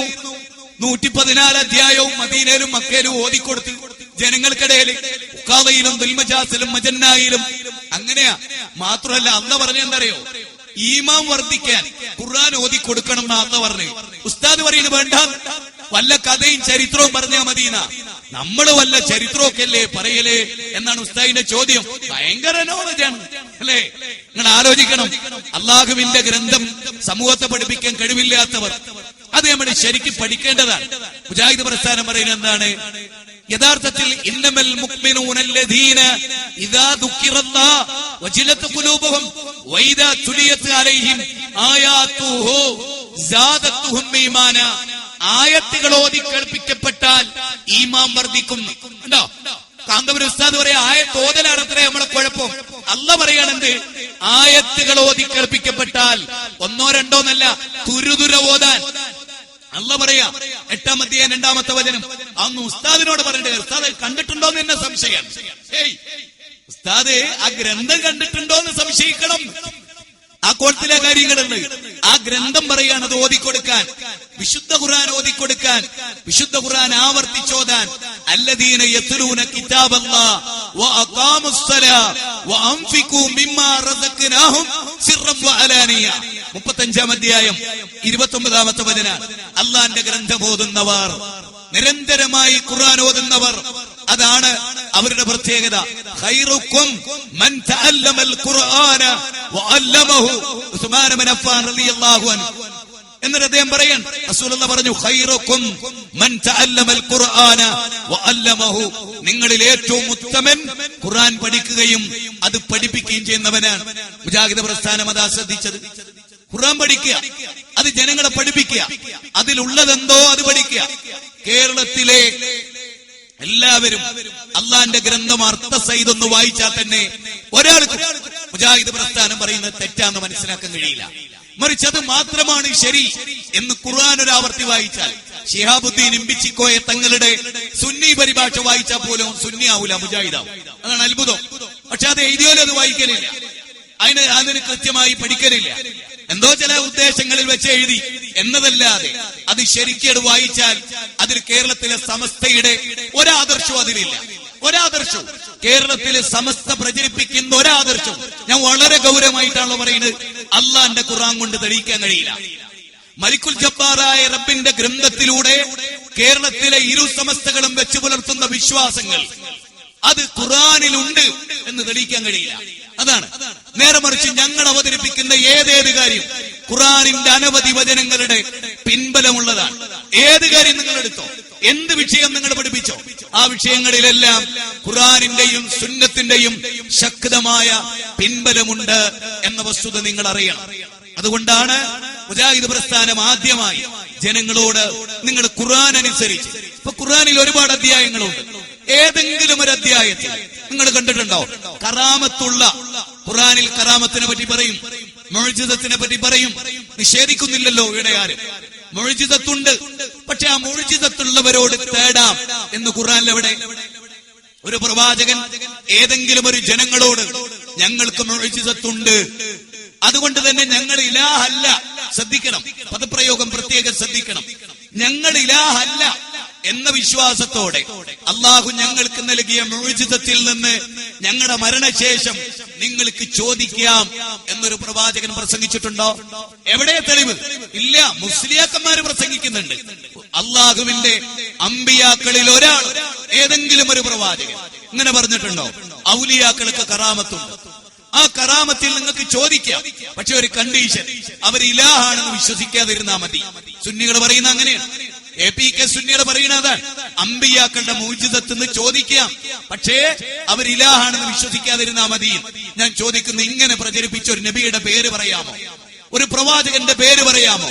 ഉസ്താദുമാരിങ്ങനെ പ്രസംഗിക്കുന്ന പോലെ പ്രസംഗിച്ച ഒരു നബിയുടെ, മുജാഹിദ് നടത്തുന്ന പ്രസംഗം ചെയ്തവരാണ് അമ്പിയാക്കൾ. അഥവാ അമ്പിയാക്കൾ നടത്തിയ പ്രസംഗം ഞങ്ങൾ ചെയ്യാറുള്ളൂ. നിങ്ങൾക്ക് കാണാം, ഇന്നഹു കാന ഗഫാറ. നൂഹ് നബി പറയുന്ന, നിങ്ങൾ അല്ലാഹുവോട് മാത്രമേ ഇസ്തിഗ്ഫാർ നടത്താവൂ. ഇവിടുത്തെ സമസ്ത പറയുന്നെന്താ? മുഹമ്മദ് നബിയോട് ഇസ്തിഗ്ഫാർ നടത്താം, ബാക്കിയുള്ളവരോട് ഇസ്തിഗ്ഫാർ നടത്താം, അല്ലാഹുവിന്റെ റസൂലിനോട് പൊറുക്കലിനെ തേടാം, അല്ലേ? ഖുർആൻ പറയുന്നതോ അള്ളാഹിനോട് ഇസ്തിഗ്ഫാർ നടത്താനാണ്. റസൂലുള്ളാഹി പോലും അള്ളാഹുവിനോട് ഇസ്തിഗ്ഫാർ നടത്തി, അല്ലേ? ഇവിടെ ദുർവ്യാഖ്യാനിച്ച് റസൂലുള്ളാഹിനോട് നമ്മുടെ പാപങ്ങളേറ്റു പറയാം എന്നാണ് വിശദീകരിക്കുന്നത്. അതിന് തെളിവുകളില്ല. റസൂലുള്ളാഹി സ്വല്ലല്ലാഹി അലൈഹി വസല്ലം പഠിപ്പിച്ചിട്ടില്ല, നിങ്ങൾ പാപം ചെയ്ത എന്നോട് ഇസ്തിഗ്ഫാർ നടത്തിക്കോളീൻ, പറഞ്ഞിട്ടില്ല. അത് നിങ്ങൾ മനസ്സിലാക്കണം. ഖുർആനിലെ 4-ാം അധ്യായം 64-ാമത്തെ വചനം ഈ രംഗത്ത് ശക്തമായി ദുർവ്യാഖ്യാനിക്കപ്പെട്ടിട്ടുണ്ട്. ഈ വസ്തുത നിങ്ങൾ മനസ്സിലാക്കുക. അള്ളാഹുവിന്റെ ഖുർആനിൽ പ്രവാചകന്മാരെല്ലാം അള്ളാഹിനോടാണ് ഇസ്തിഗ്ഫാർ നടത്തി. കുട്ടികളെ കിട്ടാത്ത ദുഃഖം അവര് ദർഗയിൽ പറഞ്ഞോ? ഇല്ല. കേരളത്തിലെ മുസ്ലിമീങ്ങൾ ദർഗയിൽ പോകുന്നു കുട്ടികളെ കിട്ടാൻ, രോഗം മാറാൻ. എന്നാൽ ഖുർആനിൽ രോഗം മാറാൻ വേണ്ടി പ്രവർത്തിച്ച പ്രവാചകന്മാരുടെ കഥ പറയും. എന്തുകൊണ്ട് സമസ്തയിൽ ഒരാളും ഖുർആനിലില്ല? അതാണ് സമസ്തയുടെ വിശ്വാസം വെച്ചു പുലർത്തിയ ഒരു മനുഷ്യന്റെ കഥയും അള്ളാന്റെ ഗ്രന്ഥം എന്തുകൊണ്ട് പറഞ്ഞില്ല? ഏത് സമസ്തക്കാരന്റെ കൂട്ടത്തിൽപ്പെട്ട ഒരു നബിന്റെ പേര് പറ. സാധ്യല്ല. ഞാൻ വെല്ലുവിളിച്ചു പറയുന്നു, സമസ്തക്കാരുടെ വിശ്വാസമുള്ള ഒരു നബി ലോകത്തുനിന്ന് വരെ കടന്നു കഴിഞ്ഞു പോയിട്ടില്ല. ആദം നബി മുതൽ മുഹമ്മദ് നബി സല്ലല്ലാഹു അലൈഹി വസല്ലം വരെയുള്ള പ്രവാചക ശൃംഖലയിൽ ഒരു നബിയും രോഗം വന്നിട്ട് പൂർവ്വ പ്രവാചകനോട് പ്രാർത്ഥിക്കുകയോ രോഗം വന്ന ദർഗയിൽ പോയിക്കോളി എന്ന് പറയുകയോ അവിടുത്തെ മഹാന്മാർ ഇലാഹല്ല എന്ന വിശ്വാസത്തോടെ നിങ്ങൾക്ക് അവരോട് തേടാം എന്നൊരു നബി പ്രസംഗിച്ചത് അള്ളാന്റെ ഖുർആനിൽ കാണിക്കുക സാധ്യല്ല.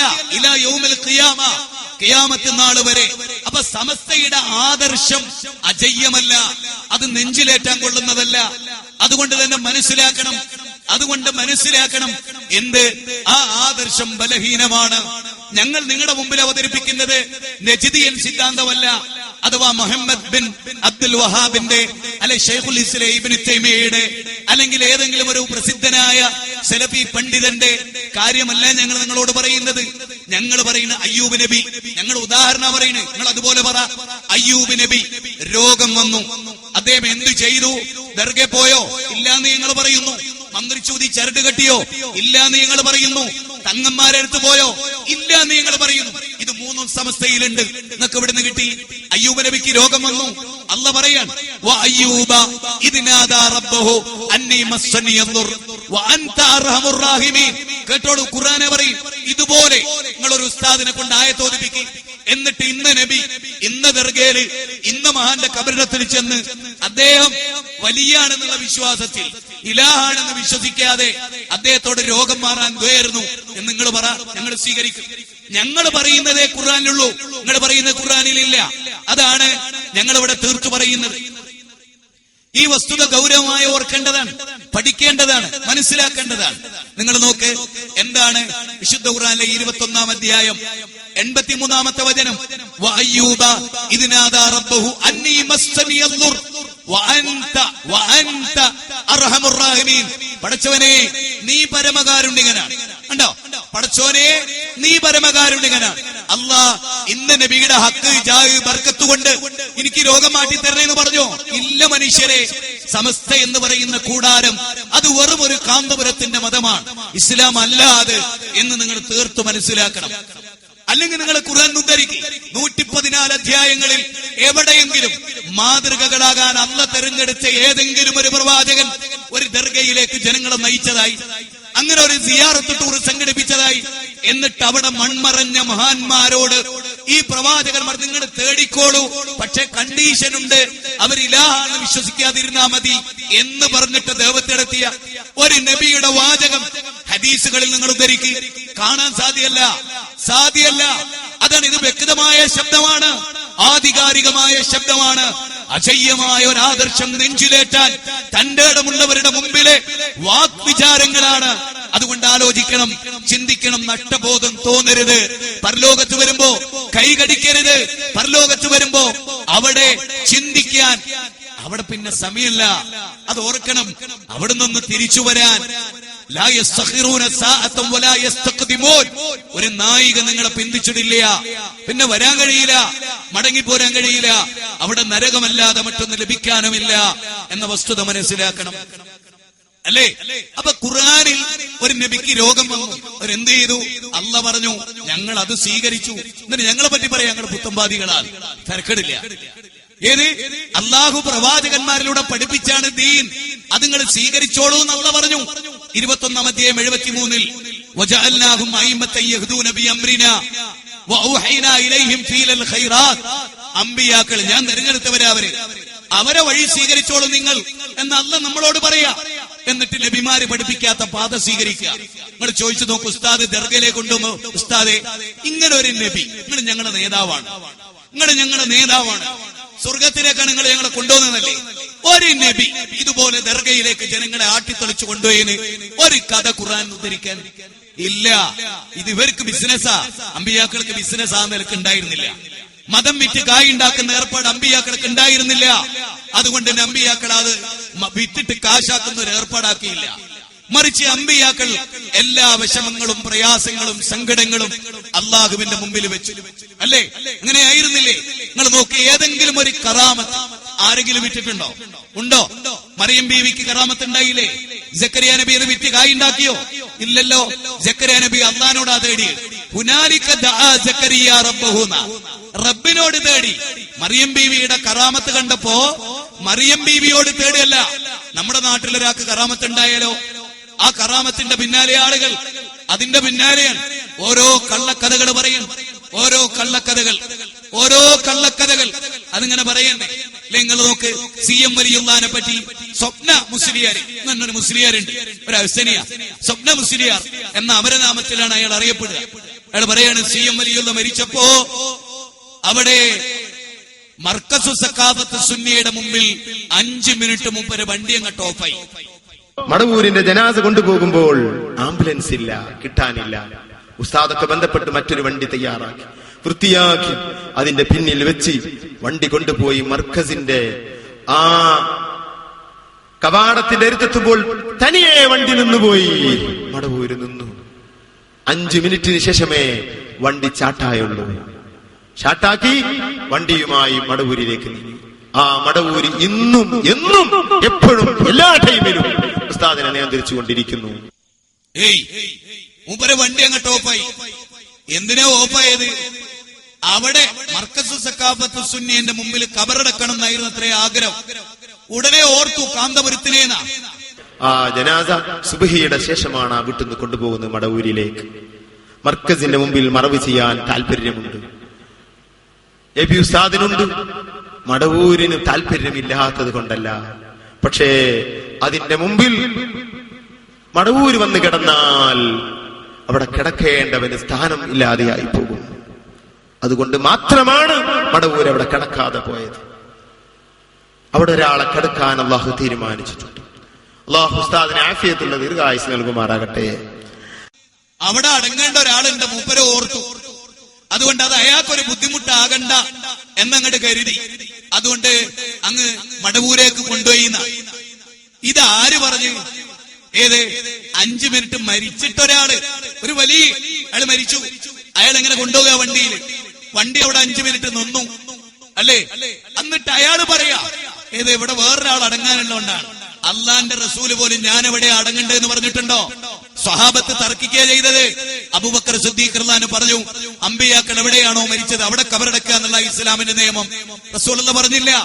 ഇവർക്കൊക്കെ റസൂലുള്ളാഹിനേക്കാൾ മുമ്പിലെ എല്ലാരും, അള്ളാഹിനേക്കാളും റസൂലിനേക്കാളും മലക്കുകളെക്കാളും ഒക്കെ മുമ്പിലെ അവരെ വലിയ ജനങ്ങളെ പൊട്ടപ്പോയത്തൊക്കെ പെട്ടുപോരുത്. ഈ മഹാവിഡ്ഢികളുടെ വിഡ്ഢിത്തത്തിന് തലവെച്ചു കൊടുക്കുന്നവർ നിങ്ങളാകരുത്. നിങ്ങൾ അവരുടെ ചെലവിലല്ല, അവർ നിങ്ങളുടെ ചെലവിലാ. പിന്നെ എന്തിനാ നിങ്ങൾ ബേജാറാവണത്? നിങ്ങൾ ഏതെങ്കിലും മുസ്ലിയാരെ ചെലവിൽ ജീവിക്കണ്ടോ? മുസ്ലിയാക്കന്മാരല്ലേ നിങ്ങളെ ചെലവിൽ ജീവിക്കണേ? പിന്നെ എന്തിന് നിങ്ങൾ ബേജാറാവണോ? നിങ്ങളുടെ ബുദ്ധി നിങ്ങൾ വർക്ക് ചെയ്യിപ്പിക്കുക. നിങ്ങളെ ചെലവിലെ ബാക്കിയുള്ളവർ ജീവിക്കണേ. ആ ഒരു ബോധമെങ്കിലും നിങ്ങൾക്ക് വേണം. സ്ലാവറി, ബുദ്ധിപരമായ അടിമത്തം അതൊരിക്കലും ഉണ്ടാകരുത്. അതുകൊണ്ട് ഗൗരവമായി ഓർക്കണം. അള്ളാന്റെ റസൂല് മരിച്ചിട്ട് തർക്ക എവിടെയത് കബറടക്കേണ്ടത് എന്നാ റസൂല് പറയണ്ടേ? അമ്പിയാക്കൾ റസൂല് പറഞ്ഞില്ല. CM വലിയുള്ള സംസാരിക്കും. എല്ലാരും അള്ളാന്റെ റസൂലിലേക്ക് അത് മുന്തിയല്ല. എല്ലാ ശൈഖന്മാരും മുന്തിയ കഥകളാ. ചെറിയ ചെറിയ കഥകളൊന്നുമില്ല. വലിയ സ്വപ്ന. സ്വപ്നത്തിന് വലിയ തുകയും കൈപ്പറ്റുന്നുണ്ട് എന്നാ കൃത്യമായ രാപ്പണി അറിയാവുന്നവര് പറയുന്നത്. സ്വപ്നകഥയൊക്കെ ഈ പ്രചരിപ്പിച്ചോ, ഞാൻ വേണ്ടത് ഉത്തരവാദിത്തപ്പെട്ടെടുത്ത് എത്തിച്ചോളാ, കുഴപ്പമില്ല. അതാ ബിസിനസ്, അതാ വ്യവസായം. ആ വ്യവസായമാണ് ഇവിടെ നടക്കുന്നത്. അത് ജനങ്ങളെ നിങ്ങൾ തിരിച്ചറിയണം. അറിഞ്ഞുകൊണ്ട് മഹേശ്വരയെ നഷ്ടപ്പെടുത്തരുത്, സ്വർഗത്തെ നഷ്ടപ്പെടുത്തരുത്, നരകത്തിൽ എത്തിപ്പെടരുത്. നിങ്ങൾ ആലോചിച്ചു നോക്ക്. അതുപോലെ ആസിം റളിയല്ലാഹു അൻഹു മരിച്ചു. അദ്ദേഹത്തിന്റെ ബോഡി വികൃതമാക്കാൻ ശത്രുക്കൾ വന്നു. തേനീച്ചയെ അള്ളാഹു പറഞ്ഞു. ആ ബോഡിയുടെ ചുറ്റിലും തേനീച്ച വട്ടമിട്ട് പറഞ്ഞു. ആർക്കും ആ ബോഡിയിലേക്ക് അടുക്കാൻ കഴിഞ്ഞില്ല. അതൊരു കറാമത്തായിരുന്നു. ആ കറാമത്ത് അറിഞ്ഞ റസൂലുള്ളാഹ്, ഇതാ ഇദ്ദേഹം വലിയ, അദ്ദേഹത്തോട് നിങ്ങൾക്ക് ദ്വേരക്കാം, പക്ഷെ ഇലാഹാണെന്ന് വിശ്വസിക്കാതിരുന്നാൽ മതി, കാരണം അദ്ദേഹത്തിലൂടെ കറാമത്ത് പ്രകടമായിട്ടുണ്ട് എന്ന് റസൂലുള്ളാഹ് പറഞ്ഞോ?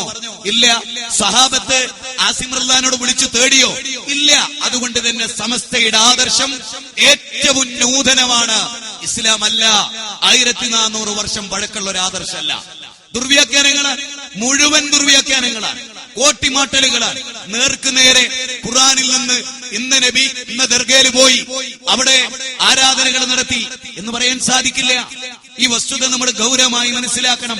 അപ്പൊ വിഷയത്തെ നേർക്ക് നേരെ പഠിക്കുകയും വിഷയത്തെ നേർക്ക് നേരെ വിലയിരുത്തുകയും. എന്താ അള്ളാഹിനോട് മാത്രം വിളിച്ച് അവിടെ കുഴപ്പം? പടച്ച തമ്പുരാനോട് മാത്രം വിളിച്ചു പ്രാർത്ഥിച്ച എന്താ കുഴപ്പം? അമ്പിയാക്കളും മുഴുവനും അള്ളാഹുവിനോടാണ് പ്രാർത്ഥിച്ചത്. ഏതെങ്കിലും ഒരു പ്രവാചകൻ, ഒരാള്, 1.25 ലക്ഷത്തോളം അമ്പിയാ മുർസലീങ്ങളിൽ ഒരൊറ്റ നബി അള്ളാഹു അല്ലാത്തവരെ വിളിച്ചു പ്രാർത്ഥിച്ചോ? ഏതെങ്കിലും ഒരു പ്രതിസന്ധി ഘട്ടത്തിൽ, ഒരാപൽ ഘട്ടത്തിൽ? ഇല്ല. അതുകൊണ്ട് തന്നെയാണല്ലോ ഉസ്താദുമാർക്ക് ആർക്കും ഇന്ന് വരെ ഒരു നബി ഇതാ അതിനു മുമ്പ് കഴിഞ്ഞു പോയ ഒരു നബിയോട് അദ്ദേഹത്തിന്റെ മരണത്തിന് ശേഷം പ്രാർത്ഥിച്ചോ എന്ന് പറയാൻ സാധിക്കാതെ പോകുന്നത്. അത് നമ്മൾ ഓർക്കണം. എന്തുകൊണ്ട് നമ്മുടെ ഉസ്താദുമാർക്ക് തെളിവ് ധരിക്കാൻ കഴിയുന്നില്ല? അബൂബക്കർ സിദ്ദീഖ് റളിയല്ലാഹു അൻഹു റസൂലുള്ളാഹിനോട് പ്രാർത്ഥിച്ചു, തെളിവില്ല. ഉമർ ഇബ്നുൽ ഖത്താബ് റളിയല്ലാഹു അൻഹു റസൂലുള്ളാഹിനോട് പ്രാർത്ഥിച്ചു, തെളിവില്ല. ഈ വസ്തുത നമ്മൾ മനസ്സിലാക്കുക. ഈ വിഷയങ്ങൾ നമ്മൾ പഠിക്കുക. ഈ പോയിന്റുകൾ നമ്മൾ ഉൾക്കൊള്ളുക. അങ്ങനെ ഉൾക്കൊള്ളുമ്പോഴാണ് എന്താണ് മുജാഹിദ് പ്രസ്ഥാനം പറയുന്നത് നിങ്ങൾക്ക് മനസ്സിലാവുക. മുജാഹിദ് പ്രസ്ഥാനം ജനങ്ങളോട് പറയുന്ന കാര്യം ഇതാണ്: വൈദാ സഅലക ഇബാദി അന്നി ഫഇന്നി ഖരീബുൻ ഉജീബു ദഅവത്ത ദാഇ ഇദാ ദഅാനി. ഫലിയസ്തജീബൂ ലി വലിയുമിനൂ ബി ലഅല്ലഹും യർഷുദൂൻ. എന്റെ അടിമകൾ എന്നെ കുറിച്ച് ചോദിച്ചാൽ പറയണ നബിയെ, ഞാൻ അവരുടെ സമീപസ്ഥനാണ്. പ്രാർത്ഥിക്കുന്നവർ എന്നോട് പ്രാർത്ഥിക്കട്ടെ. ഉണ്ടോ? പ്രാർത്ഥിക്കുന്നവർ എന്നോട് പ്രാർത്ഥിക്കട്ടെ, ഞാൻ അവർക്ക് ഉത്തരം ചെയ്യും. എന്നോടും എന്റെ അമ്പിയാക്കളോടും ഔലിയാക്കളോടും പ്രാർത്ഥിക്കട്ടെ എന്നല്ല പറഞ്ഞില്ല. വിശുദ്ധ ഖുർആനിലെ 2-ാം അധ്യായം 186-ാമത്തെ വചനം അല്ല പറഞ്ഞില്ലല്ലോ. അതുകൊണ്ട് തന്നെ അള്ളാഹിനോട് പ്രാർത്ഥിക്കാനാ പറഞ്ഞു. വഖാല റബ്ബുക്കും ഉദൂനി അസ്തജിബ് ലക്കും. നിങ്ങളുടെ റബ്ബ് പറയും, നിങ്ങൾ അള്ളാഹിനോട് പ്രാർത്ഥിക്കും, അവൻ നിങ്ങൾക്ക് ഉത്തരം ചെയ്യും. ഉണ്ടോ? അവൻ നിങ്ങൾക്ക് ഉത്തരം ചെയ്യും. അല്ല പറയാൻ ഖുർആനിലെ 40-ാം അധ്യായം 60-ാമത്തെ വചനം. അപ്പൊ ഖുർആനിൽ അള്ളാഹിനോട് പ്രാർത്ഥിക്കാനുള്ള ആഹ്വാനം പോകട്ടെ. റസൂലുള്ളാഹി സ്വല്ലല്ലാഹു അലൈഹി വസല്ലം ഖുൽ ഇന്നമാ അദൂ റബ്ബി വലാ ഉശ്രിക് ബിഹി അഹദാ. പറയൂ പ്രവാചകരെ, ഞാൻ എന്റെ റബ്ബിനോടല്ലാതെ പ്രാർത്ഥിക്കുകയില്ല, ഞാൻ അവനിൽ ഒന്നിനെയും പങ്കു ചേർക്കൂല. ഉണ്ടോ? മുഹമ്മദ് നബി സമസ്തക്കാരനാണോ വഹാബിയാണോ? ഞാൻ എന്റെ റബ്ബിനോട് മാത്രമേ പ്രാർത്ഥിക്കുള്ളൂ. റസൂലുള്ളാഹിന്റെ പ്രഖ്യാപനം അതാണ്. ഞാൻ എന്റെ റബ്ബിനോട് മാത്രമേ പ്രാർത്ഥിക്കുകയുള്ളൂ, ഞാൻ അവനിൽ ഒന്നിനെയും പങ്കു ചേർക്കൂല. അപ്പൊ അല്ലാഹു അല്ലാത്തവരോടുള്ള പ്രാർത്ഥന പങ്കു ചേർക്കലാണ്. ഇത് റസൂലുള്ള പ്രഖ്യാപിക്കാൻ ഖുർആനിലെ വചനമാണ്. 72-ാം അധ്യായം 20-ാമത്തെ വചനം. ഇതെല്ലാം മുജാഹിദുകൾ നിങ്ങൾക്ക് പറഞ്ഞു തന്നു. ഇനി ചിലപ്പോൾ ഒരു പക്ഷേ ഇതിനൊരു മറുപടി നേരിട്ടൊരുത്തം വരും, കുറെ ക്ലിപ്പിംഗ് ഇട്ട് ഇങ്ങനെ ചിരിക്കും, എന്നിട്ട് ജനങ്ങൾ അവിടെ പോയി കിടന്നുറങ്ങും. ഒന്നും കിട്ടൂലേ നിങ്ങൾക്ക്. നേരെ മറിച്ച് ആയത്ത് ഉദ്ധരിക്ക്, ഹദീസ് ഉദ്ധരിക്ക്. എന്നിട്ട് ഖുർആനിൽ നിന്ന് ഇതാ ഇന്ന് അമ്പിയായിനോട് പ്രാർത്ഥിച്ചു, ഇന്ന് ഔലിയായിനോട് പ്രാർത്ഥിച്ചു തെളിയിക്ക്. അതിനാ ധൈര്യം കാണിക്കേണ്ടത്. അതിനാ അഹ്സനി പട്ടം, അതിനാ സക്കാഫി പട്ടം, അതിനാ ദാരിമി പട്ടം, അതിനാ ഫൈസി പട്ടം. അല്ലാതെ വിടുവായിത്തരം പറയാൻ ആ സ്ഥാനം ആർക്ക് ആവശ്യമുണ്ടോ? അങ്ങാടി പിള്ളേര് പോരെ. എന്തിനാ അത്? ഒരു തുണി ഇങ്ങനെ കെട്ടിയിട്ട് 10-38 ക്ലിപ്പിംഗ് ഇടാൻ എന്തിനാ പണ്ഡിതന്മാര് വരുന്നത്? എന്തിനാ വരുന്നത്? പണ്ഡിതന്റെ ദൗത്യം എന്താണ്? അൽ ഉലമാ വറസത്തുൽ അംബിയാ, അമ്പിയാക്കളുടെ അനന്തരാവകാശികൾ. ആയത്തുദ്ധരിക്ക്, ജനങ്ങളുടെ തെറ്റിദ്ധാരണ തിരുത്തി കൊടുക്ക്. ഹദീസ് ഉദ്ധരിക്ക്, ജനങ്ങളുടെ തെറ്റിദ്ധാരണ തിരുത്തി കൊടുക്ക്. വിശുദ്ധ ഖുർആനിൽ അല്ലാത്തവരോട് വിളിച്ചു പ്രാർത്ഥിക്കാൻ തെളിവുണ്ട് എന്നാ പറയും. നമ്മുടെ ചോദ്യം ഉണ്ടെങ്കിൽ അത് ആദ്യം മനസ്സിലാക്കേണ്ടത് റസൂലുള്ളാഹ്ക്കല്ലേ, ജനങ്ങളോടാണ് പറയുന്നത്, സാധാരണക്കാരോട്. സാധാരണക്കാരെ നിങ്ങൾ ചിന്തിക്കും, അള്ളാന്റെ ഖുർആനിൽ അല്ലാഹു അല്ലാത്തവരോട് വിളിച്ചു പ്രാർത്ഥിക്കാൻ തെളിവുണ്ട് എന്നാ. എങ്കിൽ ആ തെളിവ് റസൂലുള്ള എന്തുകൊണ്ട് പ്രാവർത്തിയാക്കിയില്ല? ആ തെളിവ് എന്തുകൊണ്ട് സ്വഹാബത്ത് നടപ്പാക്കിയില്ല? ആലോചിക്കണം. അവിടെയാണ് നമ്മുടെ പോയിന്റ് കിടക്കേണ്ടത്. സ്വഹാബികൾ ആരോരാളെന്നല്ല, എവിടെങ്കിലും ഉള്ള ഒരാളെന്നല്ല, അതല്ല. ഏതെങ്കിലും ഒരു വ്യക്തി, ഒരു തെളിവില്ലാത്തവൻ, സിന്ദീഖായിട്ടുള്ളവൻ, മദ്യപാനിയായിട്ടുള്ളവൻ, ഏതോ ഒരു കാലക്കാരൻ എന്ന് നമുക്ക് തെളിവല്ല. ആധികാരികമായി നബി സല്ലല്ലാഹു അലൈഹി വസല്ലമയുടെ സ്വഹാബത്ത് ചെയ്തു എന്ന് രേഖാമൂലം ഇന്ന് വരെ അല്ലാഹു അല്ലാത്തവരോട് പ്രാർത്ഥിച്ചതിന് ഒരു രേഖാമൂലമുള്ള തെളിവ് ഇന്ന് വരെ ഉണ്ടായിട്ടില്ല. അതുകൊണ്ടാണ് മുജാഹിദ് പ്രസ്ഥാനം ഈ കാര്യം നിങ്ങളോട് പറയും. മാത്രമല്ല, ലാ ബുർഹാന ലഹു ബിഹീന, അല്ലാഹു അല്ലാത്തവരോട് പ്രാർത്ഥിക്കാൻ ലാ ബുർഹാന ലഹു ബിഹി, അവർക്കൊരു തെളിവും ഇല്ല എന്നാണ് പറയുന്നത്. അല്ല ഖുർആനിൽ പറയാണ് അല്ലല്ലാത്തവരോട് പ്രാർത്ഥിക്കാൻ തെളിവില്ല. ആ ഗ്രന്ഥത്തിൽ അല്ലല്ലാത്തവരോട് പ്രാർത്ഥിക്കാൻ തെളിവുണ്ട് എന്ന് പറഞ്ഞാൽ അല്ല നുണ പറഞ്ഞോ? അള്ളാഹ്ക്ക് തെറ്റുപറ്റിയോ? ഉസ്താദുമാർക്ക് തെറ്റുപറ്റിയോ? അല്ല പറയാ ഖുർആനിൽ 23-ാം അധ്യായം 117 മഅല്ലാഹി ഇലാഹൻ ആഖറ ലാ ബുർഹാന ലഹു ബിഹി, അല്ലാഹു അല്ലാത്തവരെ വിളിച്ചു പ്രാർത്ഥിക്കാൻ അവർക്ക് യാതൊരു തെളിവില്ല. അതേ ഗ്രന്ഥത്തിൽ തെളിവുണ്ട് എന്ന് പറഞ്ഞാലോ അള്ളാഹ്ക്കത് മനസ്സിലായില്ലേ? അള്ളാഹ് അവതരിപ്പിച്ച ഗ്രന്ഥത്തിൽ അല്ലല്ലാത്തോലോട് വിളിച്ചു പ്രാർത്ഥിക്കാൻ തെളിവുണ്ടായിട്ട് അല്ലല്ല എന്ന് പറയാ. കാന്തപുരം പറയുണ്ട്. നമ്മൾ ഏത് സ്വീകരിക്കണം? അള്ളാഹിനെ സ്വീകരിക്കണോ കാന്തപുരത്തിനെ സ്വീകരിക്കണം? കൊട്ടപ്പുറം വാദപ്രതിവാദത്തിൽ കാന്തപുരം പറഞ്ഞതാ, ഉണ്ട് ഉണ്ട് മൗലവി ഉണ്ട്, അല്ലാഹു അല്ലാത്തവരെ വിളിക്കാൻ ഖുർആനിലെ തെളിവുണ്ട്. വസ്അൽ മൻ അർസൽനാ. ഉണ്ടോ? അല്ലാഹ് പറയല്ല, ഉസ്താദ് പറയണ്ട്. നമ്മൾ ആരെ സ്വീകരിക്കണം? ഉസ്താദിനെ സ്വീകരിച്ച് നരകത്ത് പോണോ? അള്ളാഹിനെ സ്വീകരിച്ച് സ്വർഗത്ത് പോണോ?